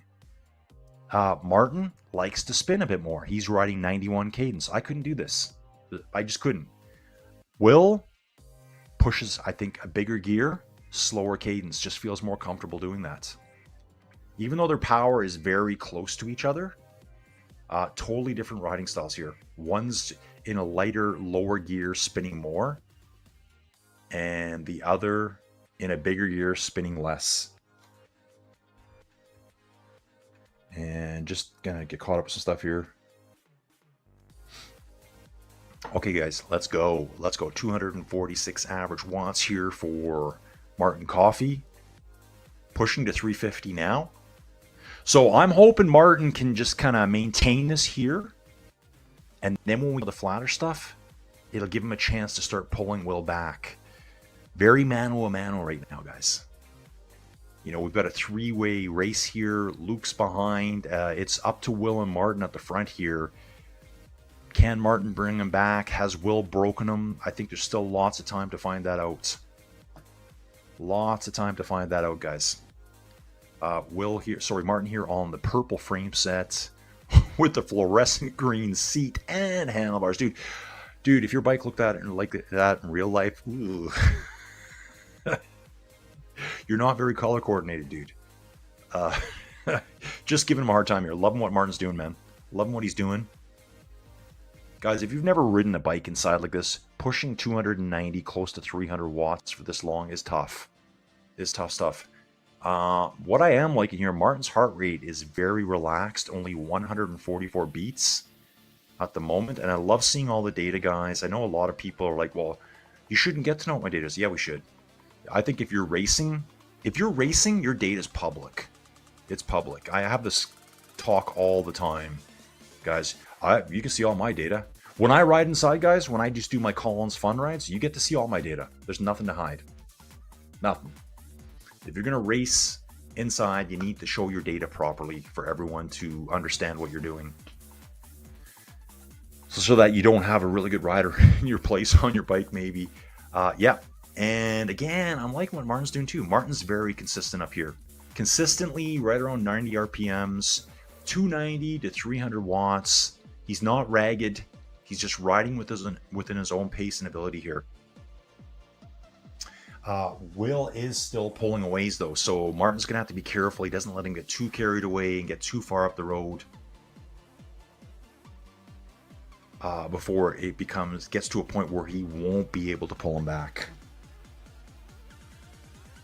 So here we go, folks. Here we go.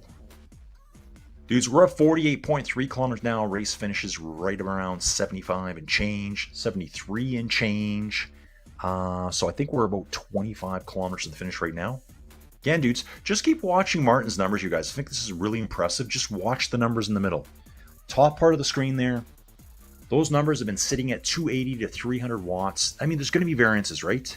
But 280 to 300 watts right at 90, 91 RPMs the whole time. It's never going to be consistently on, guys. It's almost impossible. You know, when I see a little bit of blips in that could be just you repositioning in your seat. And it could go either way. If you're like kind of taking some weight off your rear end, your power might drop as you're like just trying to get comfortable. It could also bounce the other way as you kind of like give it a little extra push on the pedal. 6% gradient. So this is where, you know, when things start changing too in the gradients, you're going to see probably the power coming down a little bit as the gradient backs off. I mean, not here at 6%, but like say once we see the flats, I'm going to try to show this to you guys. Power numbers probably won't be as high because they're going to have a hard time keeping up there at that point. just gonna do something here, guys. Just messaging here. Lots of messages coming. It's the weekend, guys. Got messages coming in from friends everywhere. 9% grading here now for Will on the front. Will Harden. And I think Will's probably brand new to the Echelon Racing League series. I didn't see him last week. And I don't know if I remember that name from last year. And if I do, if you were here, dude, I apologize. Usually pretty good with the names. But sometimes I forget them after a year. Here we go. Up into the snow now, guys. We're up into the snow. And this is what I want to look at here. Again, take a look at the numbers. Just kind of start learning those numbers. Like, look at what Will's doing here. 67 RPMs, 330, 340 watts. Just his consistent style of riding here. What's going to happen on the flats, though? So my prediction is, obviously, cadence is going to come up. Power is going to start dropping down because it gets harder and harder to push that same kind of power on the flats or on the downhills. And it looks like we actually go downhill a little bit here, guys, just ever so slightly. Averaging 255 average watts right now for Will. Again, guys, look. Look at the gradient. Gradient's gone down to 3. Will's power's dropping. He's sped up. It's going to be harder and harder to stay in that power zone.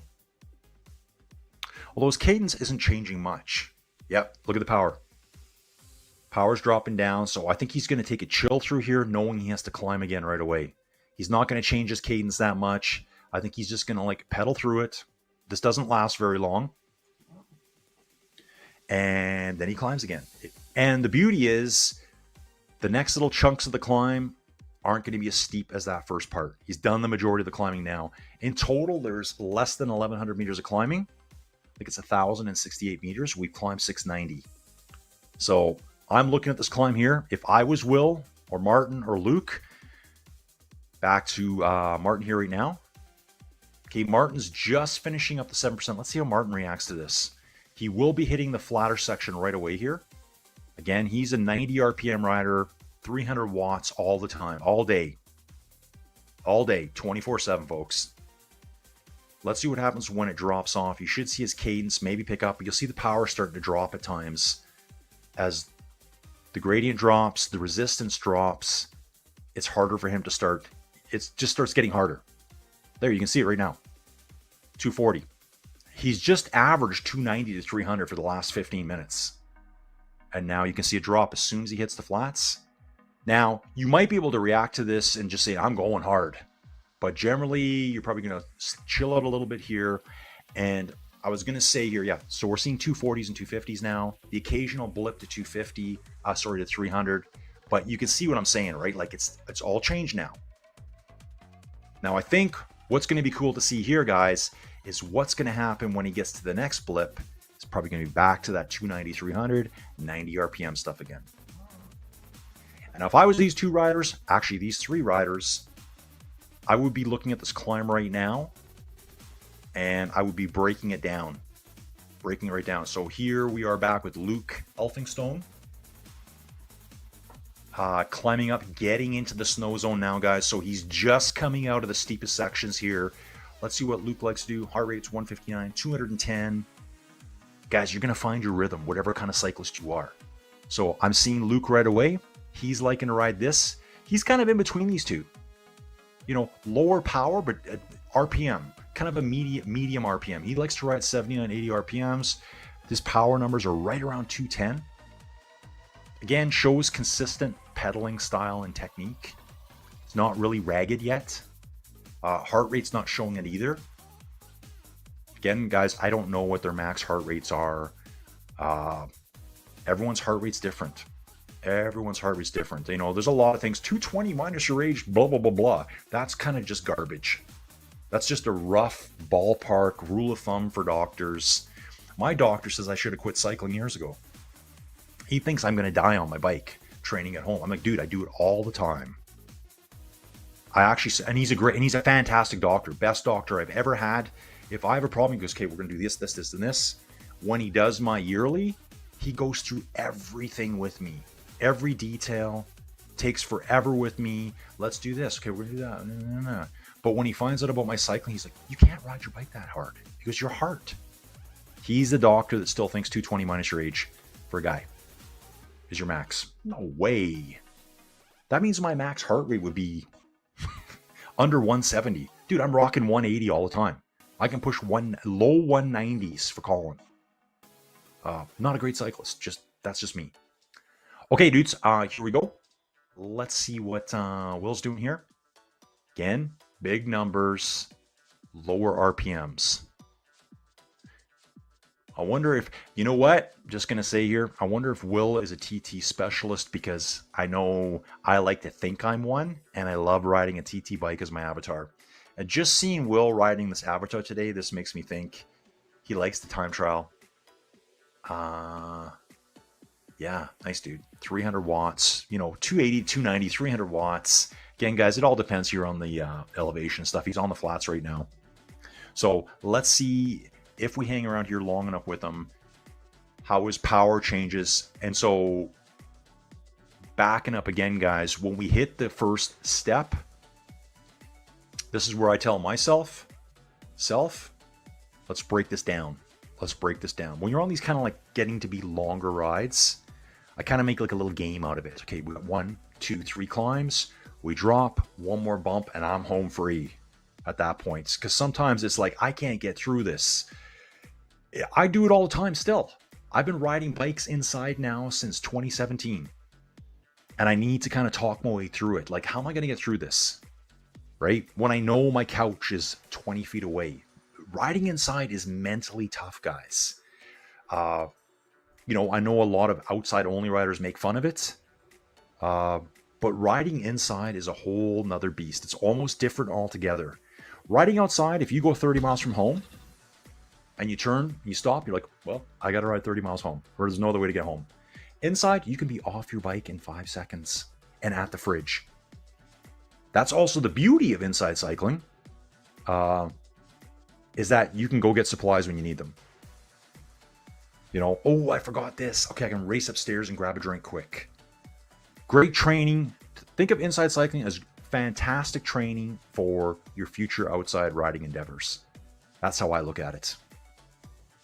Plus, there's some incredible racing inside. There's some incredible esports cyclists, riders that have transitioned from the outside that only ride inside now.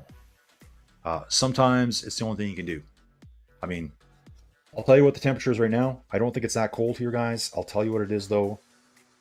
Temperature right now at home, it's just got above 32 Fahrenheit. So right now we are 34 Fahrenheit. It's slick. It's icy outside. I'm not riding outside. I'm just not. Not doing that.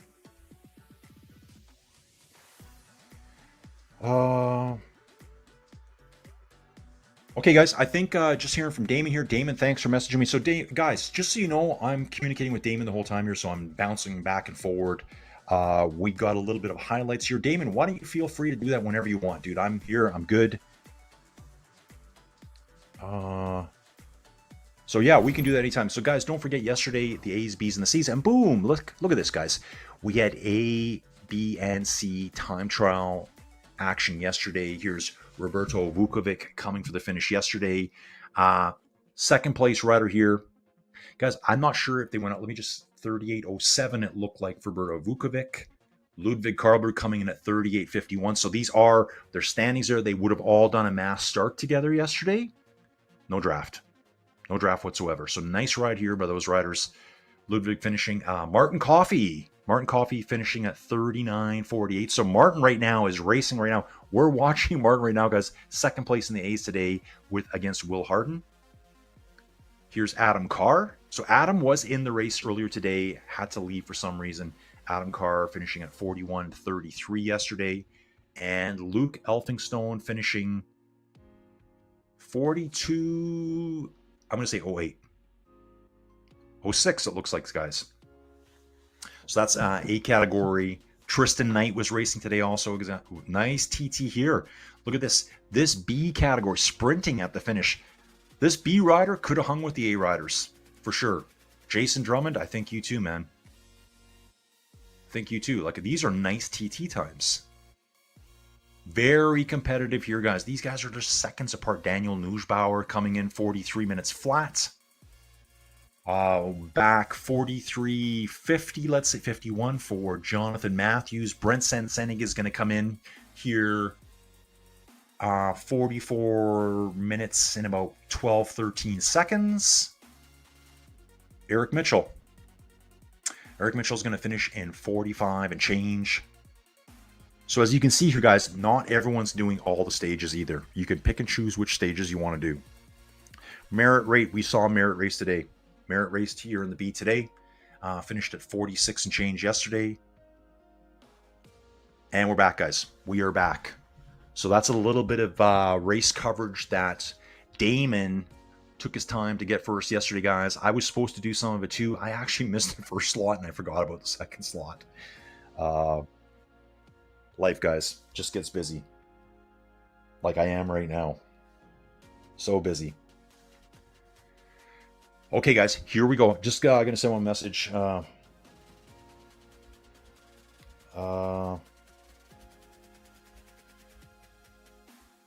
Okay, done with that. Okay, here we go, dudes. I'm back on. I'm going to focus here now. 1 hour and 34 minutes into this race, we've climbed over 800 meters. Will Harden on the front here, guys, and has established, a pretty solid lead now over Martin Coffey. Descending now, guys. They're on that last little valley before one more ascent up. One more ascent up. And then there's a huge descent downhill with a final climb. This last part of the race got pretty quick here. Pretty quick. Let's see what Martin's doing here. Martin's dialed it back. Oh, no, he's back on it now. Again, guys, sometimes you're just jumping back to them and you're in the middle of a gear shift. So right again, here we go again. Martin's like this 270, 280 watts all the way kind of rider here. Gradient's dropping now, so the power is going to drop slowly as the gradient gets shallower and shallower. He's punching over the top, trying to generate some more power to carry some speed down the other side. You don't want to be getting to the top and just coasting. You want to do what Martin did there. You saw his power jump to about 330 watts as he's pushing across the top, trying to get his speed going as fast as possible for the momentum of the downhill to push him forward. Instead of just like coasting to a slowdown at the top, you're just going to lose that way. You need to power through the top. Martin Coffey's heart rate, wow, 130 beats a minute. There's no way I'd be doing that. I'd probably be still ribbing, 180 beats a minute here. That's just how I am.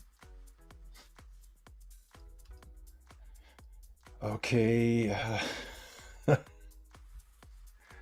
Okay, guys, all good here. All good here. Just got some buddies messaging me right now. Trying to set up a little get-together here in the future. Okay, so Martin Coffey's on the descent here right now. I think Luke will be just about at the top. He's probably going to be on maybe the last step before the crest there, before he gets a little chance to breathe. Remember, they're not at the top yet.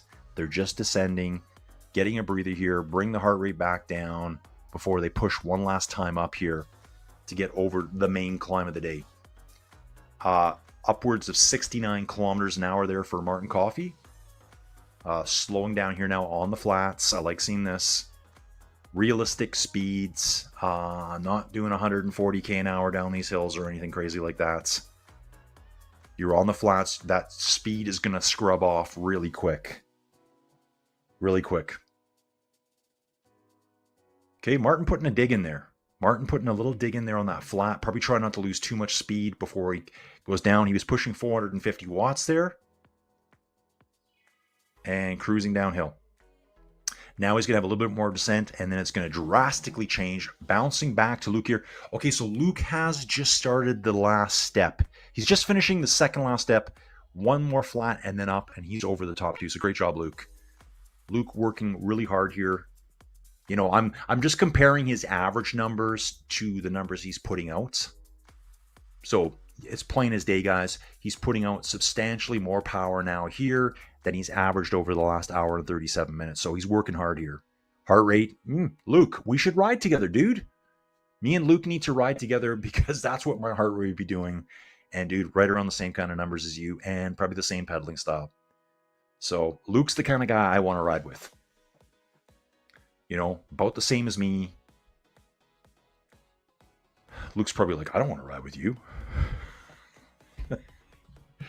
Guys, we love having fun here. We love having fun here over at the Echelon Racing League. Lots of fun. Please join us.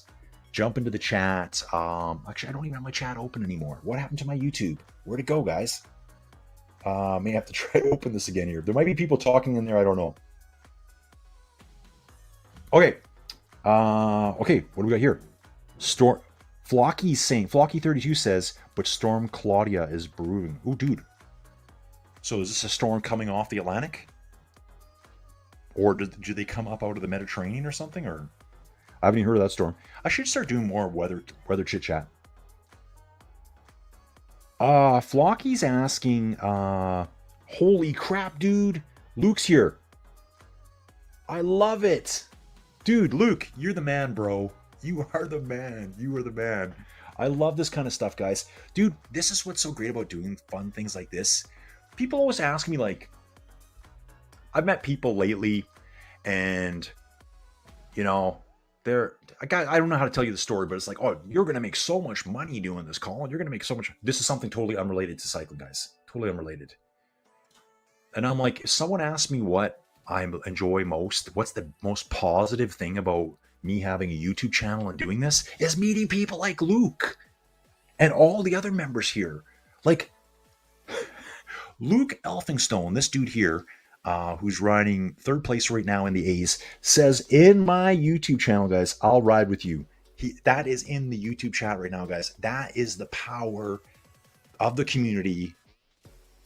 Dude, it's so great. It's cycling. Like, I mean, we all love cycling for community. We all love riding with our bros, our dudes, whoever it is you ride with, whether it's mountain, track, cyclocross, BMX, let's throw that in there, roadies, tri-riders. We all love those dudes and dudettes who are doing exactly what we do. They know the pain, they know the suffering. Their spouses, some of their buddies, their moms and dads have no idea what it is we're talking about. But let's have watts talks, watts per kgs, how much training you doing, how many hours did you put in this week? Oh, bro, I did 12. Nah, man, I only did 7. You know, it's like a full-time job on top. Cycling is all about community, and man, I love trying to build it. That's my number one thing about doing my cycling channel. Luke, you made my day, dude. You made my day. So me and Luke are going to ride together at some point here, dude. I'm going to have to get back on there. But backing up here 1 second, Flocky32 says, which indoor app did you start with?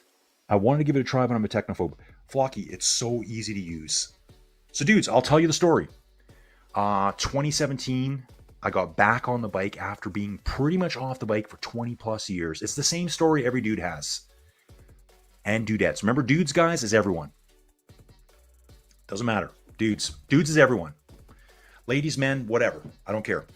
If I call you a dude, you're just a dude. You finish high school, maybe you start university, you're riding bikes all the time, you graduate, you're 25, 26, 27. I don't know what you are. Maybe you're only 22 if you're smart. I only graduated at 27. I went and worked before I went back to university and got my geology degree, guys, which is useless now, except for telling cool stories. And dudes, liking this again here, take a look at Mr. Will Harden. That same kind of style.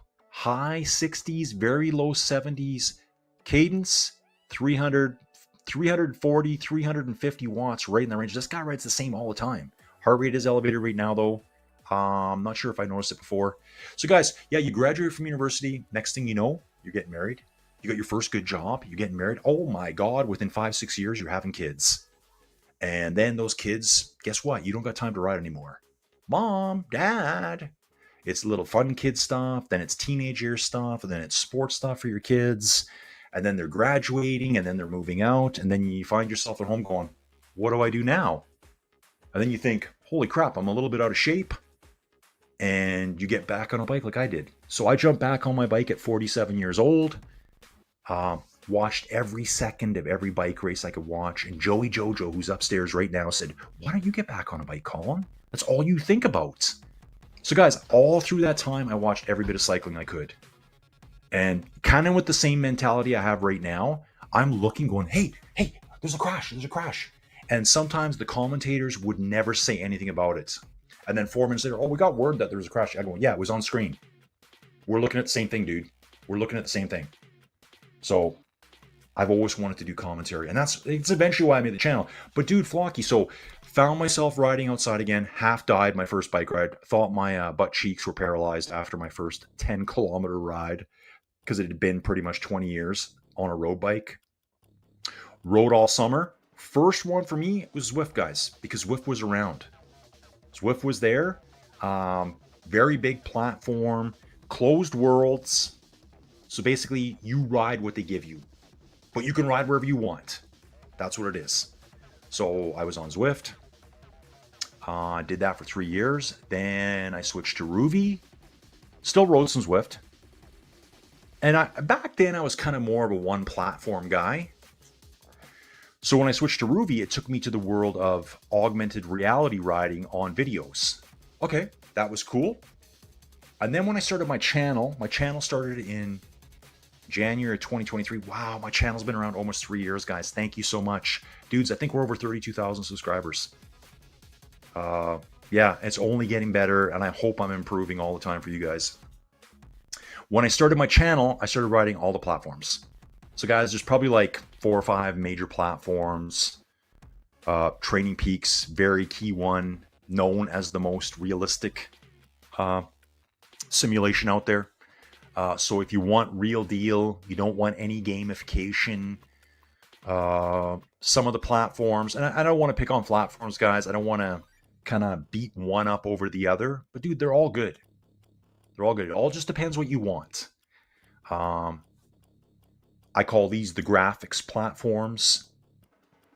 Closed world. Training Peaks is closed world, but in the last 3 months, I think it is, they've opened up the GPX route creator. So like this route here, as of 3 months ago, didn't exist on Training Peaks Virtual.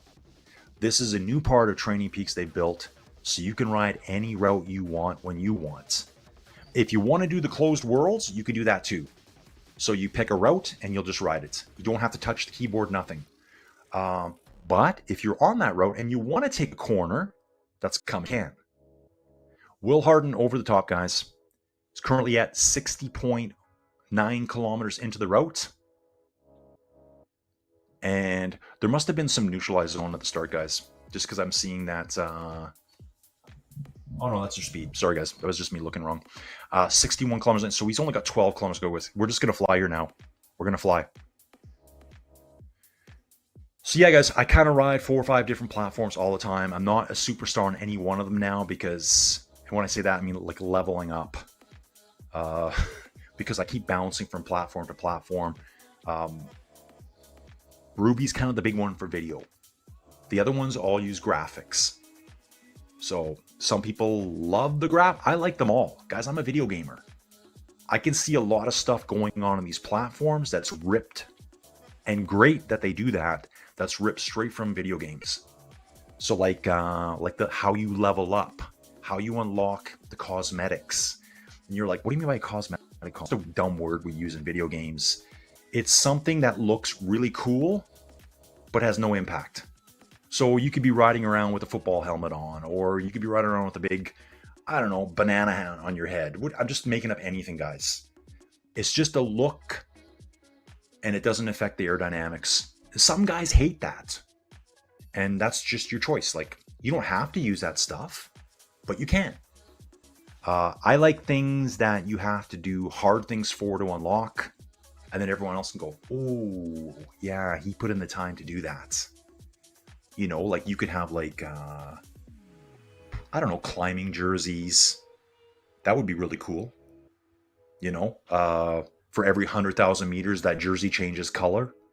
You know, like make them just like awesome jersey. Whatever, I don't know whatever the number is, guys. It's just, I'm just making up numbers on the fly here. Next race, guys, this is tomorrow. Thank you, Damon. Men's A, Stage 3, Silver City Crit, guys. 15 laps tomorrow. You can see here, ooh, it's got a nice little climb every lap too. A climb and a descent. A climb and a descent every time around. Dudes, get your legs in shape. they're going to be snapped apart tomorrow, guys. Every time around, you're going to be hitting those leg snappers, holding it across top, bombing down the backside. So, dudes, if you're watching this, sign up, get in. You can sign up whenever you want. Just jump in. Jump in. I think they do it. Remember, guys, this is also your entryway to riding at the USA Esports National Championships, late January, very early February. That's your only way in. That's your only way in. You just can't sign up for it. You have to compete in one of these as a qualifier. So that's going to be tomorrow. Same time guys, at 9 a.m. I think that's how we're doing it tomorrow. Pretty sure. So yeah, dude, back to Flocky. I started on Zwift. And I rode Ruby. I rode my Whoosh. I actually did ride it when it was still Indy Velo. So guys, Training Peak Virtuals used to be Indy Velo. We all know that. I did ride it when it was Indy Velo, and I ride Bike Terra too. All the platforms do different things. Some are really better. Some are better at community. Some are better at the GPX route creation. Some you can't create your own routes at all. It's more, or you can. So like on Ruby, you can film your own routes with a camera. There's a time limitation. You can't create a route that quick. That's just the way it is because they have to go through and check the video out. It's a big process. Some of the other ones, you can create a GPX route in 1 minute, which I love. And I've got 3 of my own GPX routes, and it's not like I've even tried to make any more. I just made a couple of them.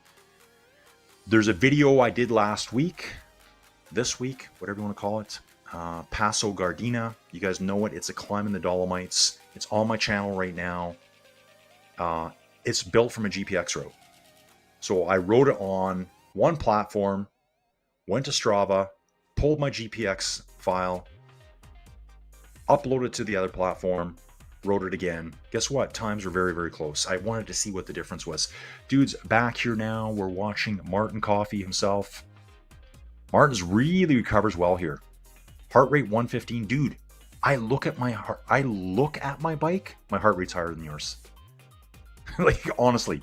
I always tell people the second I swing my leg over the seat tube, the top tube, my heart's 135 just by doing that.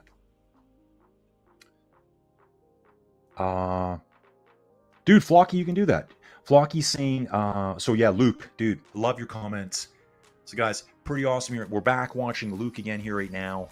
I said this guy rides just like me, and then he comments in the YouTube chat because I did have it close. I was messaging friends there in the background. I'm a bad boy, guys. And Luke says he'd ride. Dude, that just makes my day. It puts a big smile on my face, man. I love it. That's what cycling's all about. It's about community. Isn't that why we all started bike riding? To do hard stuff with other people. And Luke, this is a hard ride, dude. This is a hard ride. I wouldn't have picked this ride today myself. There's no way.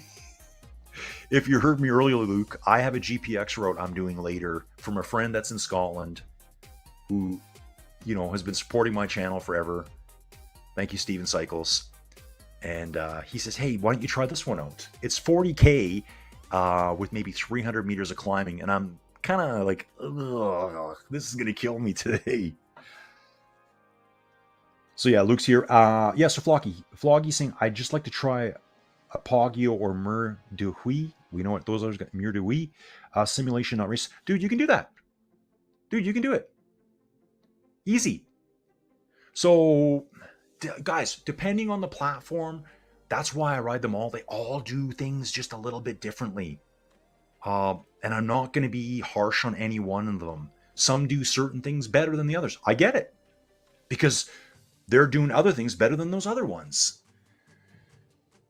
Dude, you can find those climbs. You can find those climbs on one of the platforms for sure. And sometimes it might just be the full climb. Sometimes it's a portion of the climb. A little bit of pop in here, just bouncing up to Will because he is up the road. So Flocky, you can do that. What I would do is I would just create my own. So that route I'm talking about that I rode GPX this week, it didn't exist on that platform. I went and found it somewhere else. In fact, I found it from my own ride on another platform. And I built it, and then I just rode it myself. There was no one with me. It was just me doing my own thing. So that's a video I did this week. Just take a look at the channel there, and you'll see it. Like, guys, if you go to like when you go to the channel. Did I ride it live? Oh, that one I didn't ride live. I didn't ride it live. So if you want to see what's the most recent stuff, just go to lives. And that's going to be a library of all my live videos going back through time. That's how you find things. This one was a video. So always click on video. If you go to like suggested for you, it's just going to give you random stuff. If you want to see what's the most recent on, dude, this is any YouTube channel. You either click on videos and it'll show you them dating back through time, or lives dating back through time. The one I'm talking about, Passo Gardena, which is up in the Dolomites in northern Italy. This is a very famous climb I did this week. It's a GPX route. Guys, Will Harden here. Let's talk about him for a bit. I've been blathering on. 4 kilometers to the finish here. So he's just finishing the last bit of the downhill. Guys, this has actually been flying here. This has actually been flying now. Love it. Love it, guys. Really great job here. And man, I'm so impressed with the riders that showed up today to do this. Like, dudes, you just want to make me ride hard today. Like, the bike's here. I'm waiting. You guys can't see it all, but yeah, my bike is right here, guys. I got the big Backmaster over here. I put some Metallica on and rock. And I think I'll probably film it too. I'll record it because Steven Cycles was saying, I want to know how it looks, the GPX. Dude, it's going to look really good. I really like this one. It's one of my favorite platforms to ride right now. I feel a little bit sick actually right now.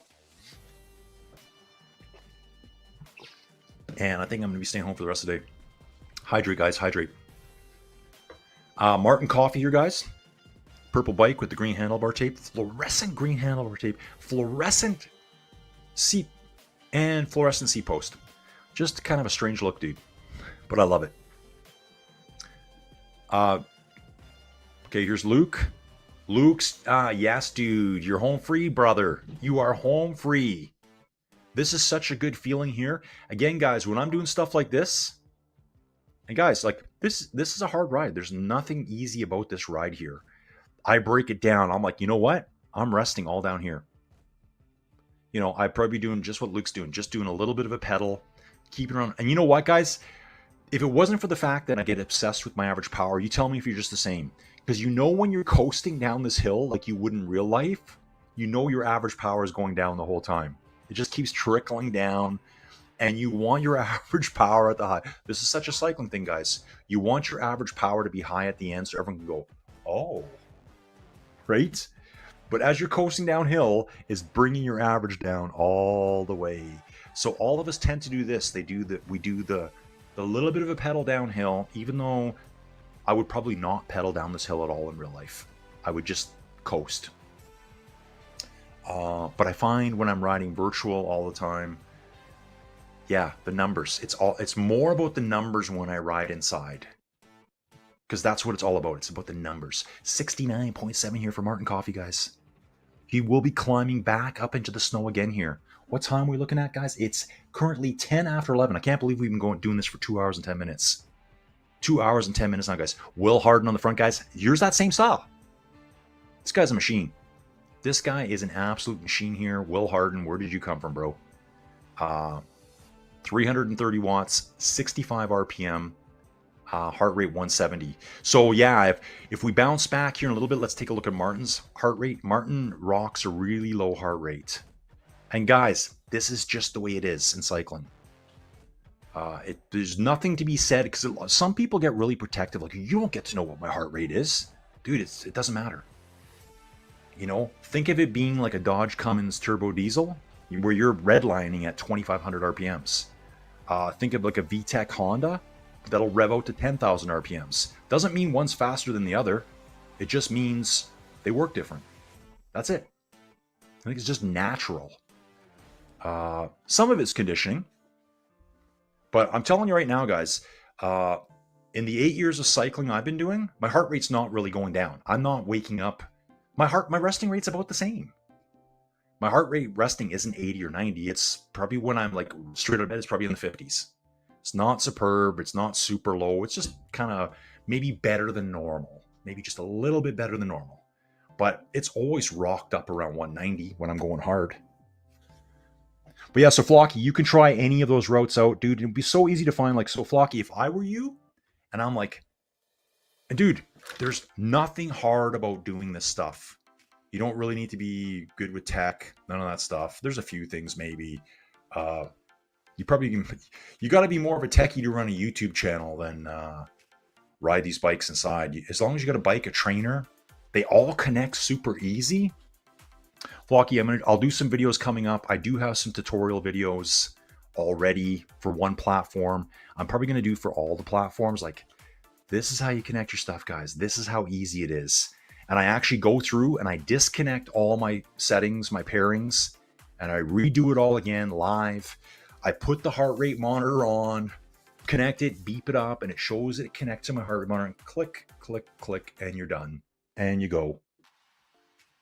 So yeah, dude, you just go on Strava. Dude, I can help you find them. I can help you find them. I would type Poggio, Strava segment, boom. It'll be someone's ride. It doesn't matter whose ride it is. You can download their GPX file. You download it. It comes as a little file.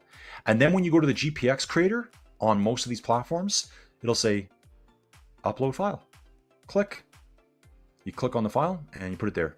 Okay, dudes, we've got results coming in for the B class here. Tristan Knight as Will Harden crosses the 1 kilometer to go flares. Tristan Knight wins today, first place in B. Joe Meyer second, Wesley Bickler third, Morgan Owens in fourth, Jonathan Matthews fifth, Brent Sensenig, Mr. Destroy His Shoes, pedals, sixth place, Jason Drummond in seventh, Daniel Nujbauer eighth, and Merit Rate in ninth place. Love it, dudes. Nice job. Flocky says right here, man, cheers, dude. My New Year's resolution sorted. Dude, I love it. Dude, Flocky, you want to ride together sometime, dude? I will ride with you. I will ride with you. I promise. We can do this. Tell me what you want to do, when you want to do it, and we'll make it happen. Like I said, I'm riding all the platforms. On one of the platforms, guys, and I should just say the name, but who cares? Whatever. I just don't want to be whatever, but any platform. I used to do weekly Tuesday, Thursdays, and Saturday rides. And people would join me and they loved it. Like, I'd make a little video, I'd have a little chit chat. I kept the Tuesday, Thursdays really chill so I could actually talk. I'm able to talk at like heart rate 170, 180 fairly easily still. It does hurt my performance, but yeah, dude, you just need to get a trainer. Get a trainer, get any bike. Do not go out and buy a $10,000 bike because you don't need it. Guys, I'm riding on a bike, a cyclocross bike. I love cyclocross. It was a new old stock bike. I think I picked it up for $1,200. You don't even need that. What you need to do is go on your local marketplace. You're free to buy, sell stuff online, and go buy a bike. Will Harden finishing nice, you guys. Again, look at him. 66 RPM, 330 watts. This guy has to be a time trialist to ride this consistently. That's what I'm guessing. Will, if you see this video, let me know. Drop a comment. Let me know.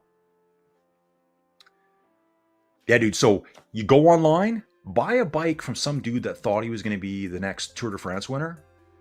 And then he realizes it's sitting in his garage and that cycling's really hard. But dude, once you're in it, you're in it. It's so addictive. It's so addictive. It kind of becomes your thing. Yeah, guys, a little slow-mo replay here of Will Harden crossing the finish line. First place in the A category. He's done 2 hours and 1 minute and about 20 seconds here. Boom, right through. 73.6 kilometers done. That's easily worth 6 pieces of pizza, guys. Easily. Martin Coffee coming next. And again, guys, love seeing this too. Look at this. Martin again, 290, 300 watts, 90 RPM. He's been doing this all day. On the climbs. Under a kilometer to go. 800 meters out. So, dude, yeah, you get your, get a bike. Again, don't waste a ton of money on a bike. You don't need it. You don't need an ultra lightweight bike because you're not really riding outside. You're riding inside, right? My cyclocross bike here is aluminum. Aluminum with a carbon fork. That's all it is, right? It's not ultra lightweight. My ultra lightweight bikes, I ride outside. They're over there. You just need something to ride inside. Like, you don't even need all the gears. You don't need all the you don't even need brakes. You don't need brakes because you're riding inside. You get a Try to get a decent trainer. You can get some incredible deals on trainers right now. And guys, I do not ride this brand, but if I was to start over, I would tell anyone out there, go out and buy yourself a Wahoo Kicker Core. You can get those for like $400 roughly. They're on sale all the time. Really, really good trainer, good build quality. Is it the best? No. Will it simulate everything? No, but it does like 99% of everything. And there's a million of them out there. Trusted brand, everyone knows them. And again, I don't even ride that brand, but I don't think you need to spend as much as I did to get the same thing, right? So I think a Kicker Core maxes out at 16% gradient. Mine maxes at 25. How many 25% gradients do I ride? None. How many times do I go above 16%? Once in a while. For 30 seconds. It doesn't really affect anything. So then, get yourself a trainer. You already got the bike. Then you sign up for one of these applications. You don't need to go to the gym anymore because this will take over your life. So dude, Luke, Flocky, we're riding together at some point. We're doing it. We are doing it. Flocky, honestly, if you need any help with that stuff, just let me know. You can message me anytime. And we'll ride. I'd love to ride the Poggio with you. Guys, we know what that is. Guys, I'm butchering words today. The Poggio and the Cipressa. We could ride that together. The Mur de Huy. Dude, there's so many cool climbs you can ride. It's unbelievable. So, yeah, I daydream about riding all these climbs. And here we got Luke. Luke's special spotlight here for Luke. Luke will be wrapping up category here today. So far, we've got Will Harden done. Will did the time trial away effort. Martin had a really nice ride too, and Luke has got 3.3 Ks to go. He's just started the final climb of the day. Big day on the bike, guys. This is like a huge effort here. This is a lot of calories they burned here, guys. A lot. I don't know. Probably burning 700-800 calories an hour. So yeah, pizzas, here we go. Pizzas, here we go. And none of that pineapple on your pizza like Jojo always likes to get. I only eat that when I've eaten my pizza. We go out, we get 2 pizzas. We go into Calgary. There's a place called Atlas Pizza. I've been going there, dudes, since I was 13 years old. I'm old as the hills now. And it's a pizza place I used to go to after junior high school dances. It's still there. And if you're around the Calgary area, people say, hey man, where's the best pizza? People will always tell you Atlas Pizza. Always. Luke here is riding the giant frame set. He's got the disc brakes on. Doesn't have any fluorescent green handlebar tape though, so Luke, style points dropping here real quick. Just joking, man. Yeah, Luke's got a nice setup here, man. And I didn't know it's here. Wow, Luke is riding the Project Echelon gear. Dude, that's what I ride. So dude, guys, if you don't know, so the Echelon Racing League is part of Project... Dude, exactly, Damon. Check that out. Dude, Damon, you're the best, man. You're the best. Damon, ZMS Esports. Check them out, brothers. If you need some coverage done, message Damon. Do it now, folks. I think Damon does a bunch of stuff, guys. So honestly, dudes, if you're looking for someone to do your e-stuff, give Damon a shout. You can message me or whatever. But yeah, so Project Echelon is a club on Training Peaks Virtual. That's the club I ride for when I'm on Training Peaks Virtual. This is their kit. Project Echelon is an actual continental level professional race team. Go on Pro Cycling Stats. That's your end all be all for anything cycling related, stats, riders, races, history. You'll find Project Echelon on there. You'll see all the riders. You can check them all out. That's where I did my research this morning on the Tour of the GIla. And yeah, like I said, I think it was 2024. It was Stites. Is it Stites? Tyler? Maybe? Something like that? I don't know. Won it in 2024. And I did follow these guys around Portugal last year. They did the Volta at Portugal, which again, I said, looks like I think it's a 10-stager. It looks harder than a lot of the World Tour races.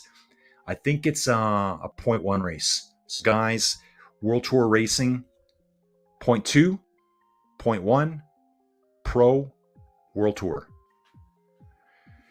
It's just the different types of teams that can show up. Sometimes they intermix they intermix a lot. You'll see World Tour teams, pro teams, and sometimes even Conti teams mixing at the same races.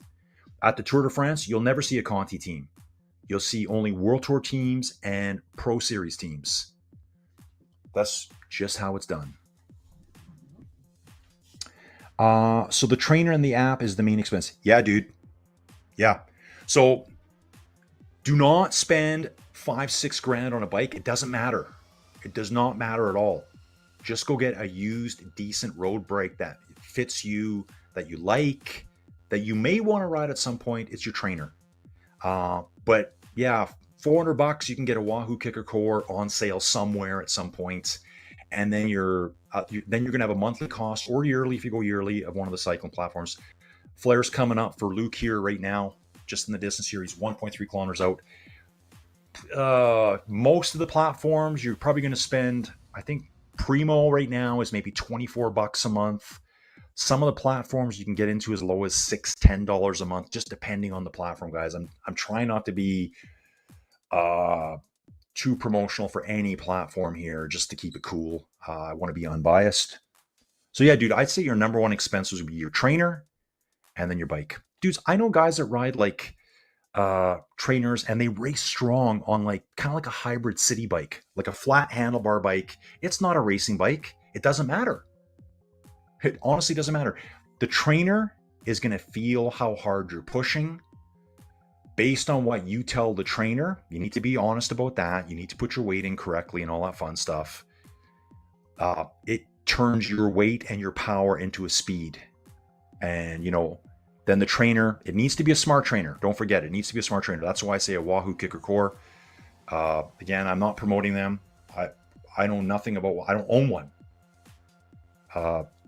Try to get a wheel. A Wahoo Kicker Core is a wheel off trainer. They're more accurate.